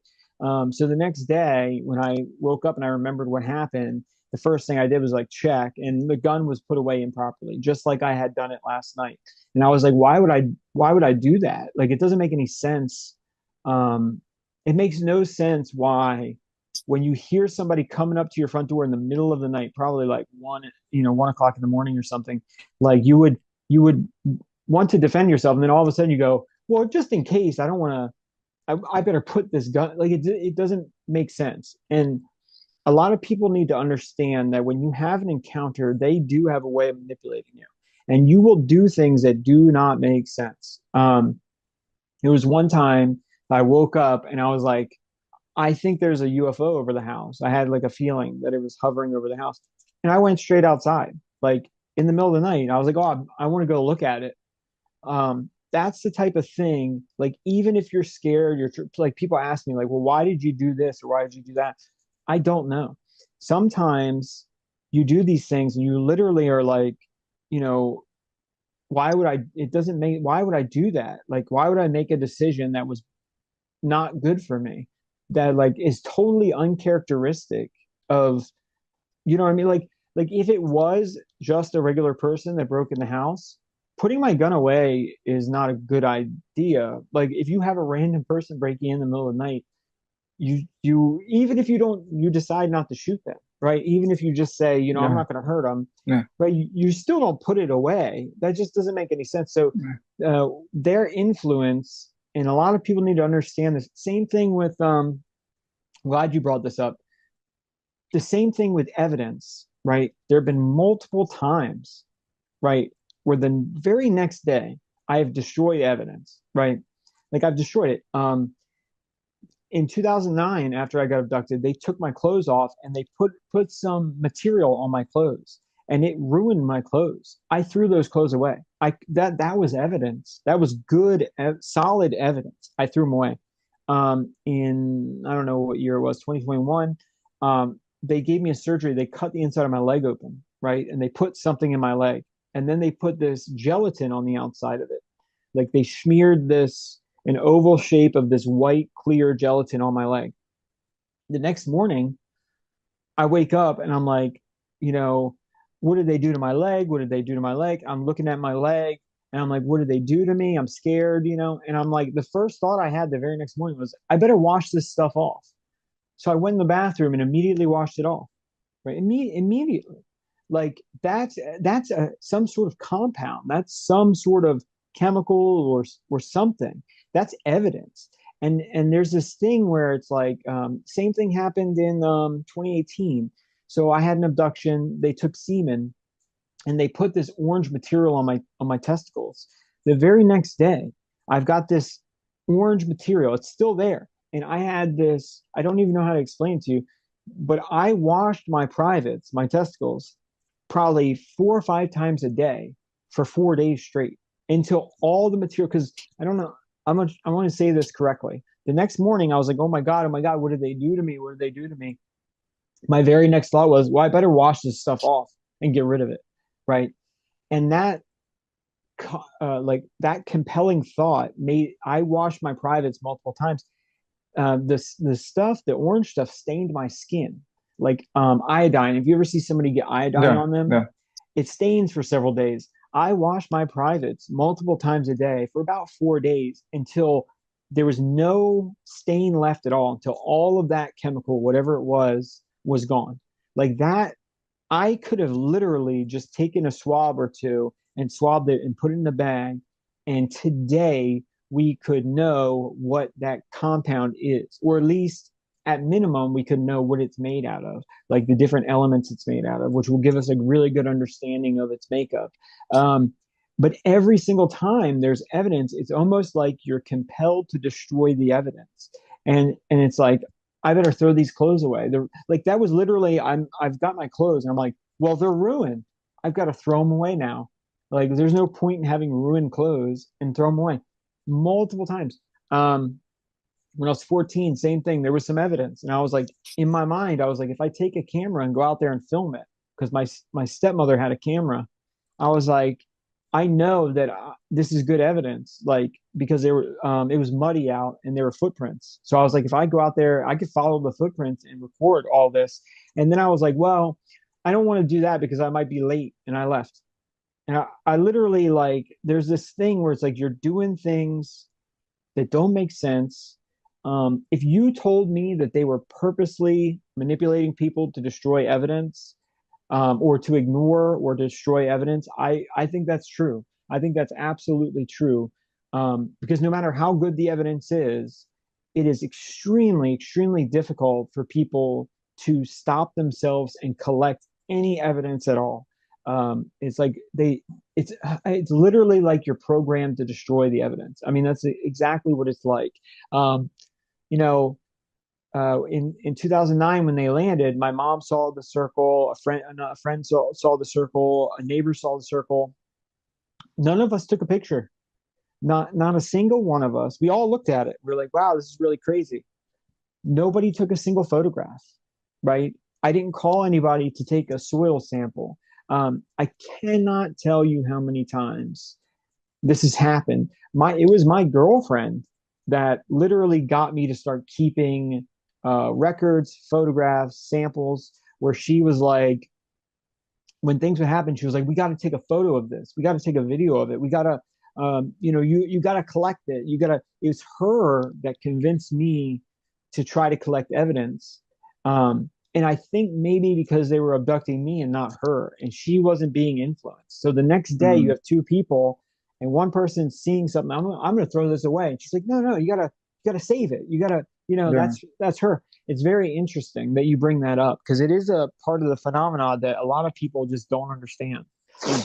Have you do you think that implants play a role into influencing into putting ideas, or like compel you to do stuff? That's the reason they're putting these devices into people's bodies, or do you have Oh another theory? yes, yeah, absolutely. Well, I don't know. I think they are for connecting to the central nervous system. 100%. I do believe that because they put them in your brain, they put them in your hands, they put them in your leg. They're definitely collecting. They're definitely sending and receiving information.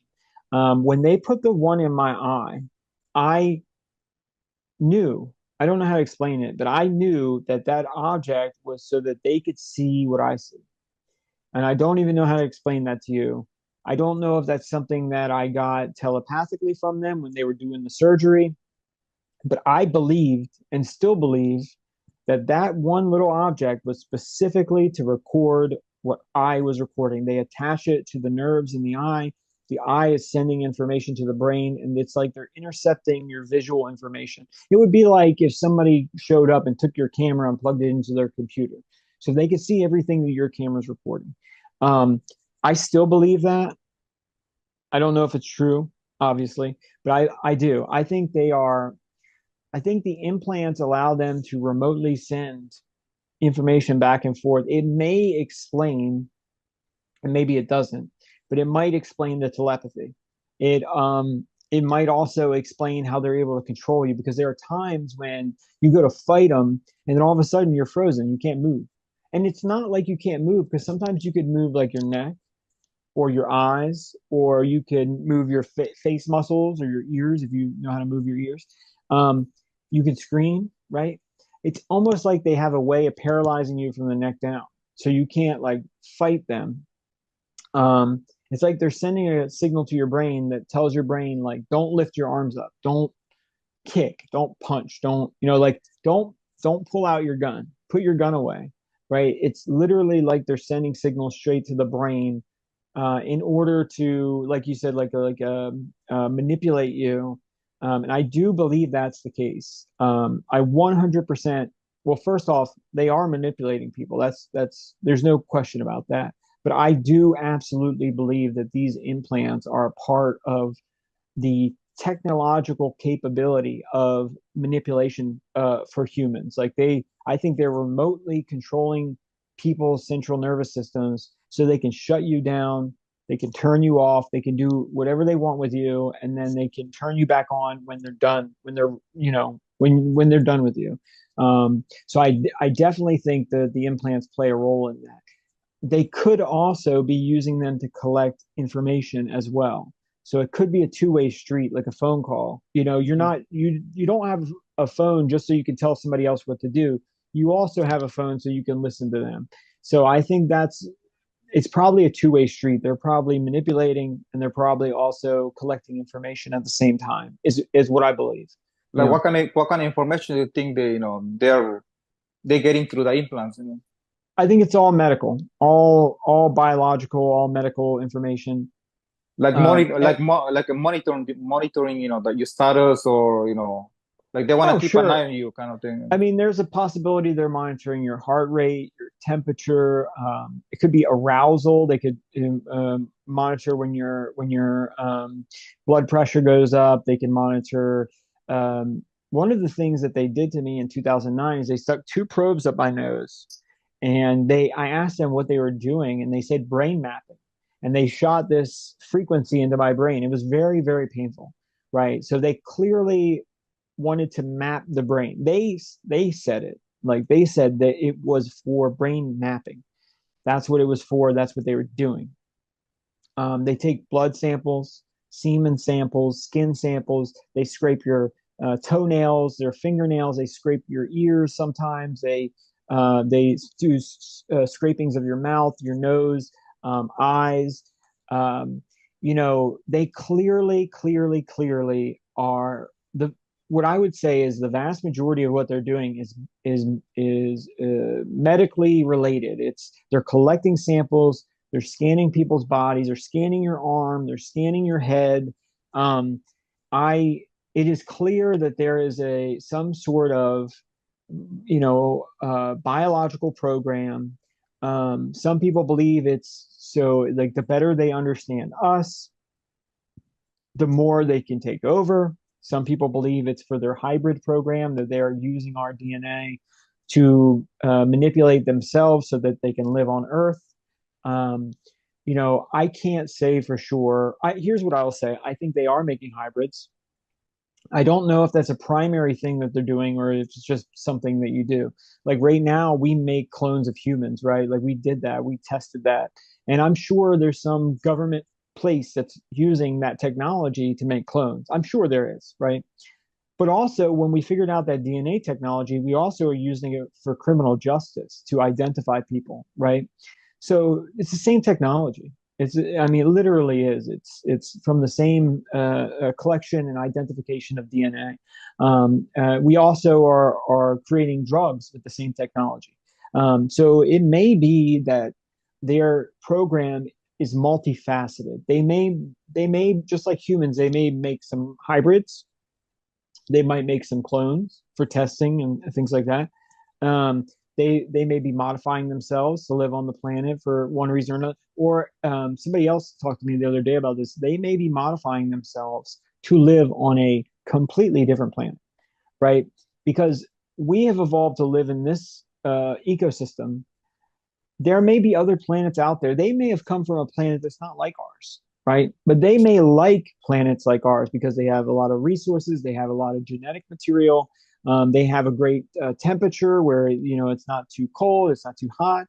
But something like 70% of our planet is livable, where a lot of other planets it's either right around the equator or it's right around the poles. So anyway, it may be that they are studying us, taking samples from us, identifying genes in the human race to modify themselves, not to live here, or maybe both. Maybe they want to live here and they want to inhabit other places. And we are a very resilient species. Um, you know, One of the things that I heard from somebody in the program is that they got rid of um, um, viruses a long time ago. So they recognized that viruses were killing them, making them sick, things like that. So they just killed all the viruses and they live in clean environments now. That's why when they abduct people, they literally decontaminate them. Like my clothes, when they decontaminate your clothes, they ruins your clothes. Like you pour bleach on yourself to kill bacteria. So somebody told me, it's possible that they want our DNA because we live in an ecosystem that's dirty with lots of viruses and bacteria and poisons and stuff like that. They might want to live somewhere where there's a heavy amount of bacteria and viruses, but because they have lived for so long without viruses, they might not be able to uh, move into these places, right? Um, it might be a low oxygen planet. It might have a temperate zone, so it's fluctuations like between 100 degrees and in the winter here it gets like 13 degrees. That's a massive fluctuation, right? Because the Earth is tilting. A lot of planets Yeah. don't tilt; they're perfectly spinning on their axis. So it might be that they want to live on a temperate environment that has lots of viruses, lots of bacteria, and they need us to modify themselves to take over somewhere. I mean, it might be here, it might be 10 planets that they found that they want to live on. Um, but yeah, I think it's multifaceted. They're definitely identifying DNA.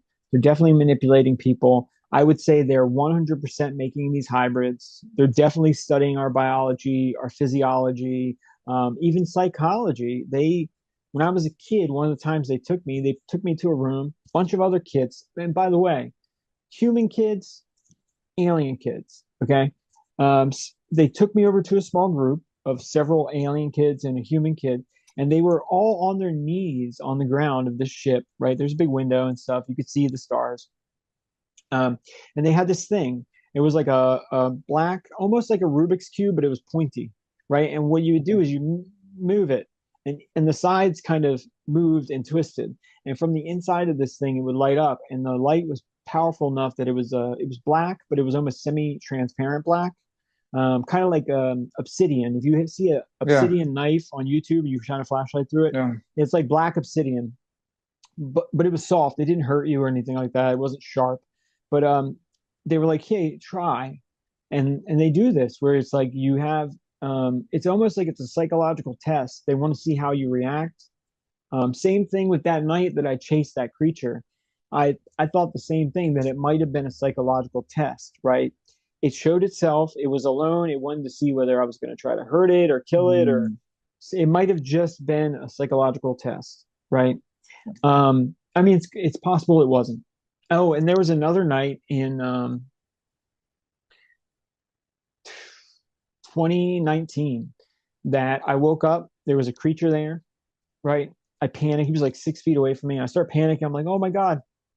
And he said, do not be afraid. It was just a test. And that's all he said. I had this really crazy dream.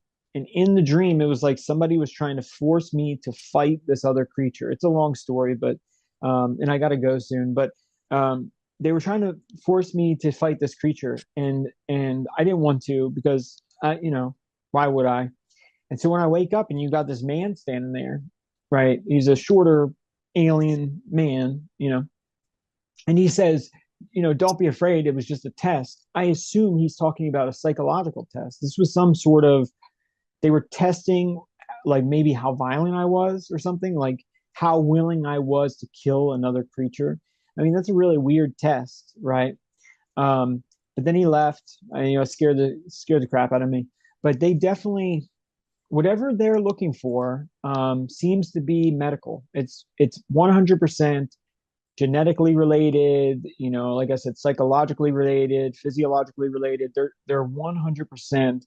It's medical based, and your guess as to their ultimate goal. I've heard people that think that our planet's going to be destroyed.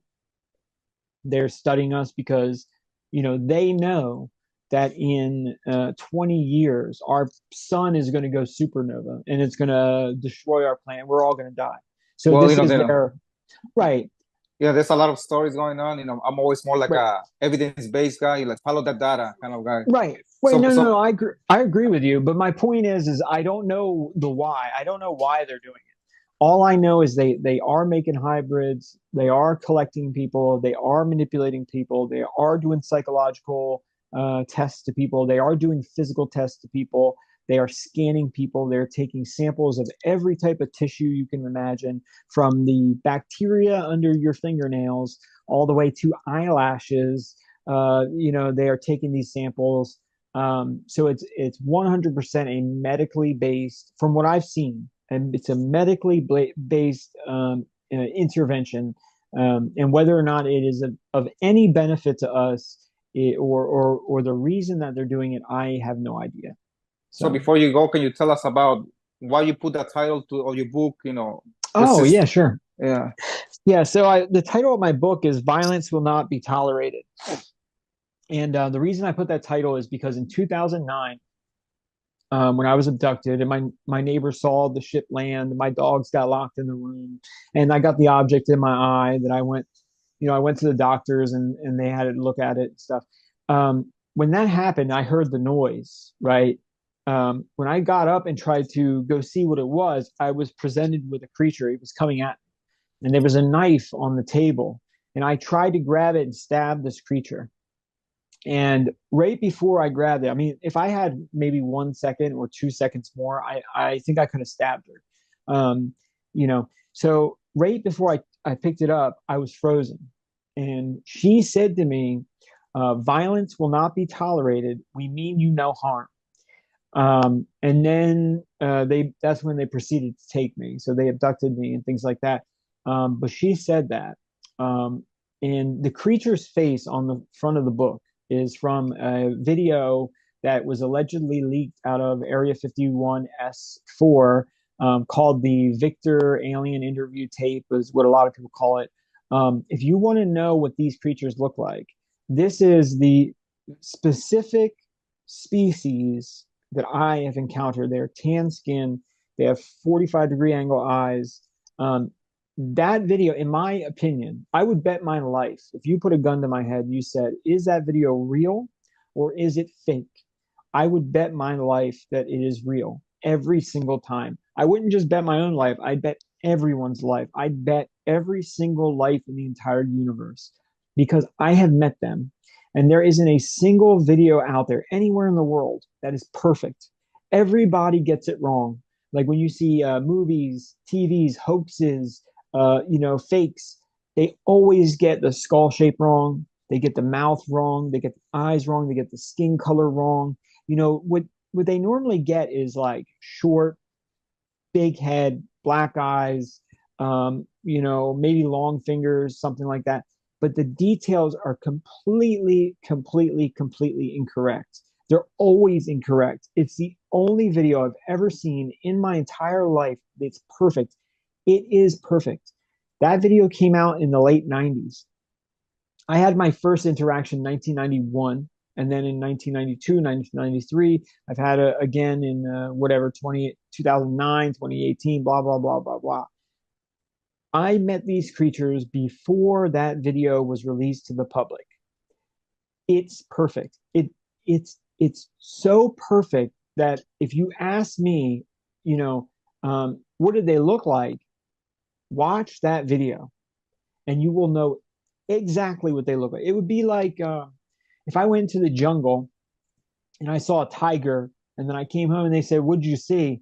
And then somebody showed me National Geographic, the Bengal tiger, documentary. I would say exactly like that, right?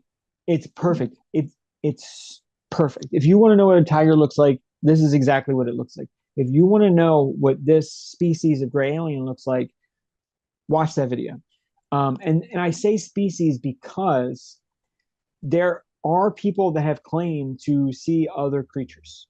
Some of them, I think that just like human beings, right? You have black people, white people, brown people, tall people, short people, blonde people, curly hair, brown eyes, blue eyes. If you ever go on their ships, there is a difference between some of them.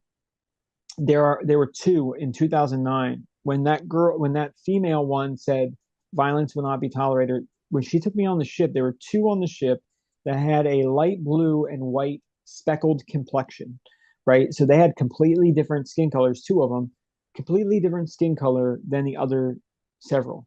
Um, so it would be like somebody asked me, like, what do they look like? They almost look exactly the same, right? Except for their skin color. So if you understand that, right? If you understand that there were the speckled blue ones and then there was the brown one, it would be like if a black guy and a white guy stood next to each other and you say, you wouldn't say they're a different species. But I think because people have these encounters and they're slightly different than each other, people say, well, maybe I met a different species than you. I don't know if there is a different species. They may simply have, just like we do, a lot of differences in their society. Because I met some that were 5 feet tall, and then there are some that are literally 7 feet tall. I mean, they're very tall, but they look very similar to the smaller ones, like their eyes, their mouth, nose, skin. I think there's a chance there's either two things going on here. Either there are different species of this creature, let's say, right? Or they're very similar to human beings and they have a wide amount of diversity between them. But the ones that I saw are perfect in that video. So if you want to know what I personally witnessed over and over and over again, all you have to do is watch that video. It's absolutely perfect. So yeah, we'll watch the video. So now that you said this, we're gonna be more, watch it with more detail about the video. okay. And speaking of that, like tomorrow I'm gonna do some scanning of some individuals here in the city, in New York City. Okay. So eventually, maybe you in the future you can travel here to New York City and you can have scan to see if you still have some of the implants or they were taken away. I would love to do that. Yeah, because sometimes when you start, I've talked to other people when they start getting more involved, like getting people involved into these devices disappear miraculously out of the body. So someone Well, I take them hope I out. hope not. Yeah, I would really like to get X-rays and I'd like to get scanned because I don't want my device to disappear. I want people to know that I have them. I've always wanted, the one that was in my eye was investigated by two doctors, but I never had it scanned or anything because it was so close to the surface of the eye that you could see it. They looked at it with a microscope to get a better look at it, but they Yeah, never X-rayed it or anything. I yeah. would really, really like to get scanned. I would love to get X-rayed. I want people to know, there are a lot of implant cases out there, but people need to know that they're doing this because for whatever reason they're doing it, we haven't figured out. And definitely having an effect. If we can understand perhaps how to remove these objects or how to shut them off, or there's also the thing that we might be able to figure out how to take this technology and use it against them or use it for ourselves if we study it and we can understand, how it functions. The Alicia, we should know they're transmitting into space because some of the other researchers have discovered that these devices are transmitting into the 1.6 gigahertz or some other space to air frequency. So it's good to know that they're transmitting, that they could be a two-way, street. They transmit it, but they receive it too. So It's it's very, possible. it's Yeah. very Yeah. interesting that we understand the technology, so we understand how to counteract it, or how this is going on. So it's very important we got some intel about these, devices. Yeah, you're definitely right. You would probably need to find, well, I guess if you have a scanner, could definitely tell if it's transmitting. I don't know how you could tell if it's receiving. Um, you know what I mean? I don't know how you would test that, but definitely you could find out if they're transmitting somewhere.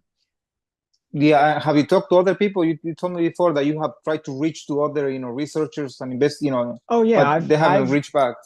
well, that's not exactly true.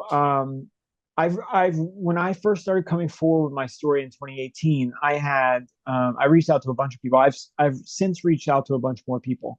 Um, some of them have gotten back to me and have been extremely flaky. Like, they got back to me 6 months ago and I haven't heard from them since, or 4 months ago, or whatever. But most of them, I think, like the vast majority, 99% of them never reached out at all. So I talked to somebody else about this, and they said that these research programs with abductees, experiencers, like people like that, like MUFON and things like that.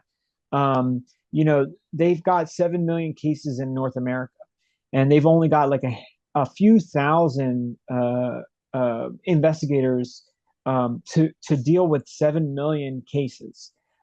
It's so many people that are reporting this phenomena, close encounters with these creatures and these craft, that they simply cannot investigate all of them.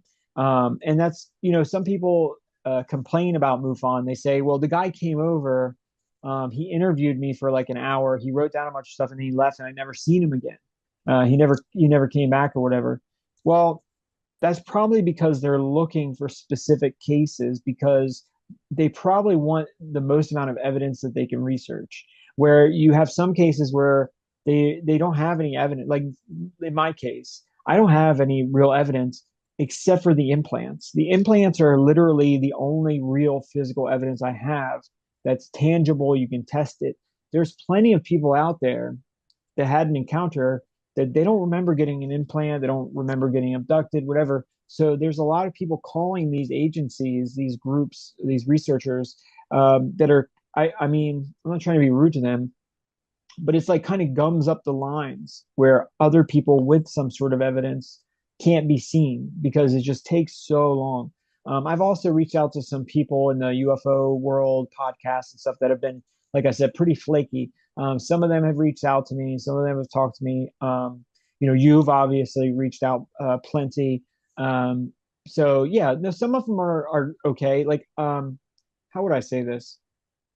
I believe I'm making strong headway in connecting with people in the UFO research community. Um, 6 months ago, I would have said, no, nobody's talked to me. I tried. Nobody's talked to me. Today, I would say there are several people that have reached out, and I'm talking to. Oh, that's good news, because this story has to be known. The more people know about it, the more it become normalized, and other abductees can come forward too and tell their story. Yeah, I hope so. That was kind of the whole. I thought writing the book was like the right thing. You know what I mean? I thought it was like the right thing to do. Because I was so scared, and when you're really scared, you're really traumatized, you're by yourself. So And no, what so oh, go what ahead. made you, come forward, because like there was a point where you decided, no, I have to, reach out to the public and let them know that people what's going on with me. There was a point that happened to you, or Yeah, I mean, there was two times. So a lot of people don't know this, but in 2018, I came forward the first time. And the reason I came forward is because there's so much happening. Like there was a 1 month where I moved into the middle of nowhere and I started having encounters like every day. And it was so traumatizing. I was like, I need help. Like I need help. I don't know what to do. I don't have the capability of dealing. I don't know how to deal with this. Their technology is so advanced that when they're doing stuff to you, that literally there's nothing you can do to stop them by yourself. So I was like, I have to reach out and try to find people that can help me. And so I did. I came forward in 2018. And when I did, the very first thing that happened was the United States government showed up. And they did some pretty bad stuff to me. They showed up in the middle of the night. They grabbed me, they drugged me, they interrogated me, they threatened me, they silenced me. I after that happened, I didn't come forward for another 6 years because it was worse than the aliens. I don't know how to explain this to you, but like the aliens use you, and it sucks. It's very traumatizing, but you don't get the sense they're going to kill you. They're just going to keep using you. But when the government comes out and silences you, there's this thing where it's like if I try to talk to anybody about this, they're going to kill me. So what I did was I didn't say anything for years, and then in 2020 I wrote the book, and my plan was like, well, I'm going to publish it one day. So I wrote the book, and then I waited another 4 years, and then after 4 years, nothing had really happened. I didn't have any more run-ins with the government, and then one day I just decided like I'm just going to really like it's the right thing to do. Like people need to know, and this is kind of almost a little bit selfish because I don't think people need to know my story. I don't think that's true. I think that people need to know our story. I think people need to know what has been happening to abductees. Um, I don't care if it's my story or somebody else's story, or it really doesn't matter. People simply need to know what's actually happening to people. And if we don't speak up, nobody's going to know about it. So in 2024, I decided to, publish my book and come forward. And I just thought it was the right thing to do because I know what it was like for me in 2018 when I was afraid. The aliens were scaring the heck out of me and traumatizing me. The government actually kind of hurt me worse than the aliens because they're our own people. These are our own people. These are our own military people. These are our own government that did that to me. If a tiger bites you, you expect it because it's not a human being. When a human being attacks you, it's different. You take offense to it because we are the same. You don't expect them to do something like that. So when So, they did that to me, so speaking to that, do the government guys had any, insignias, any paperwork, black no, ops? How would you describe them? they were wearing complete black uniforms, black pants. They like if you took one of the regular uniforms and you just dyed it all black, and if you took, they have the tan boots now. If you just painted those black, like everything black, um, they were wearing headset radios that they use to talk. Very similar to what you see today, with the thing. Um, yeah, I mean, they grabbed me when I just wasn't expecting it. They drugged me.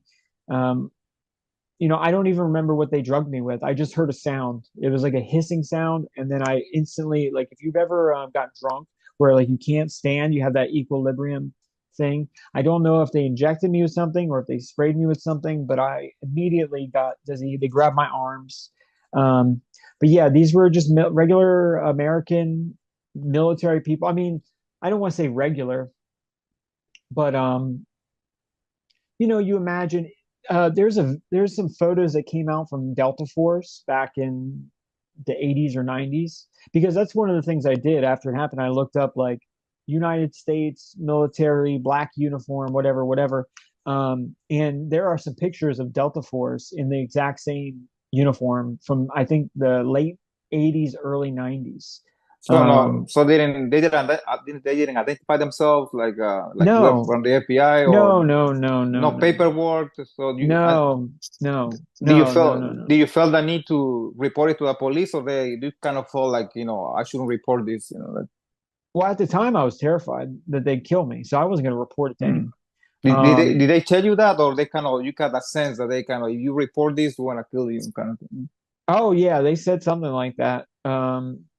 You know what I mean? Like, they threaten you, like keep your effing mouth shut, stuff like that. Um, yeah, no, after that happened, first off, I was surprised because I didn't think, I heard other people say stuff like that, and I didn't believe it because I was like, oh, those people are probably, insane or something. I just didn't think the government would go to those types of lengths to silence people about UFOs and stuff. I just didn't believe it. So when it happened to me, I literally was surprised. Number one, I was terrified. I wasn't going to tell. I did think about calling the sheriff and telling him, but I was so worried that they wouldn't believe me. And my girlfriend was there that night. Um, she didn't want to tell anybody because she was like, they'll never, you know what I mean? They'll never listen to you. Like, what are you going to tell them that they came up in the middle of the night and threatened you, and then and who you don't even know who they were. They could have been with the Air Force or the Navy. You don't even know. One of the things, the funniest thing about that is even if I had like pictures of it, right? Like even if I like took a bunch of pictures and No, video, and I called the cops and I would say, these guys did this, they would say, well, we have no idea what branch of military they're in, right? They have no insignia. yeah, Like, where are we supposed to, who are we supposed to go to? Will we go to the Navy, ask them? So it's kind of interesting. Like, I don't think you would be able to actually arrest them unless you got DNA. If you were somehow able to get their DNA, and like maybe if you've ever seen the DNA collection companies, right? So yeah, what they can do is they can find out, like they can, if you give them some DNA, they'll say, oh well, we found their brother, or we found yeah, their sister or uncle. yeah, You might, if you're smart enough and you're not scared, the next day, if you could get some DNA and have it tested from one of these people, let's say they touch you or they cut their hand or something, you might be able to identify them through relatives. And then you might be able to figure out, like, okay, they work for the Air Force or they work for the Army, the Delta Force or whatever. But yeah, no, I was terrified. I was really scared that they would kill me. That's what I was really scared of, that they would come back and kill me. I and, felt w- stupid. and were I these felt men were these men in black, were they came in cars or helicopters, or how No, they they came. So they landed a craft. So I was inside. I didn't know they were outside. I didn't know they were outside until they came up to the back door of the house, right? But they landed in a black triangle craft with red lights on each one of the corners. A lot of people call it a TR-3B, or they call it a Belgian triangle. If you type in Belgian triangle, you'll find a picture that's exactly what I saw. Because when they left, I went outside with my girlfriend. We watched it lift off and fly away. Like, we physically watched it fly away. Um, by the time they were done with us, the drugs had worn off. So, like, I don't know how to explain it to you, but if you drug somebody and then you question them for an hour and a half, eventually the drugs wear off. So when they left, the drugs had worn off when they left, and we went outside and we literally watched them fly away. Um, but yeah, it was what people call a Belgian triangle, is what it was, a black triangle craft. Um, you can find it out there. Um, but I've also had run-ins with black helicopters at my house. My dad, my grandfather, my brother, and I were at we're a black triangle, or excuse me, we're a black helicopter, an all black helicopter came flying like 30 feet over our house. I've had one fly over this house. I've had a drone after I had an encounter, I don't know how many months ago, but we had a drone that did like 20 circles above the house, right above the house, and then fly away, like clearly a military drone. It was actually kind of cool looking because it was nighttime, and we had I think it was like a full moon, so it was very bright outside, but we had clouds, and it was flying just below the clouds, and it had these big searchlights on the front of it, and it was looking for something. So it turned on its searchlights, and it did these like 20, oh, I don't know how many circles, but I estimated almost 20 circles, and it was like it was looking for something just below the clouds over our house. Like it kept circling, looking for something with this big spotlight. And I had never seen anything like that. Like it was like almost like it was looking in the clouds to try to find something. Maybe they had something on radar, or I don't know. But yeah, I've had quite a bit of military interference. But that was, this was the first time that they came in, they threatened me. They, that like, if they fly a helicopter over your house, you're like, oh, whatever. It's not a big deal. They have every right to fly a helicopter. They're the United States military. But when they like threaten you and grab you and your girlfriend and question you, and they, it's a completely different ball game. It made me shut down for literally 6 years before I decided to tell people what happened to me. Like I had to seriously consider whether or not it was worth my life, or my girlfriend's life possibly, to come forward. And eventually I realized that it really didn't matter what they did to me. If I was silent and they attacked me, nobody would know about it. So, they could still have hurt me, and even worse than what they did. And, if I don't come forward, no one would even know. So I decided to come forward eventually. And, yeah. And so I published my book, and now you can know, I mean, if you're out there and you're watching this, you can read it. Almost everything that's happened to me was in that book. I left a few things out because I don't know, I guess I felt embarrassed to be completely honest. So there are a few things I left out. But it's basically my entire life story with these craft. You know, I hope that it does something for you. What I really hope is I hope it might cause some sort of change where other people are willing to tell the truth about what's happened to them. It might spawn some research, like, you want to look for these objects. I'm hoping that in some small way, the sacrifice was worth it, and that it can help people. Like I said, it felt like it was the right thing to do, and I really hope that it does precipitate some sort of benefit to people in the future. Okay, well, I think we're gonna wrap it up, and it was nice talking to you. So you can go and have dinner, and All right. might continue the conversation later on. So at least people getting to know you, who you are. Okay, well, it was nice talking to you, Jose.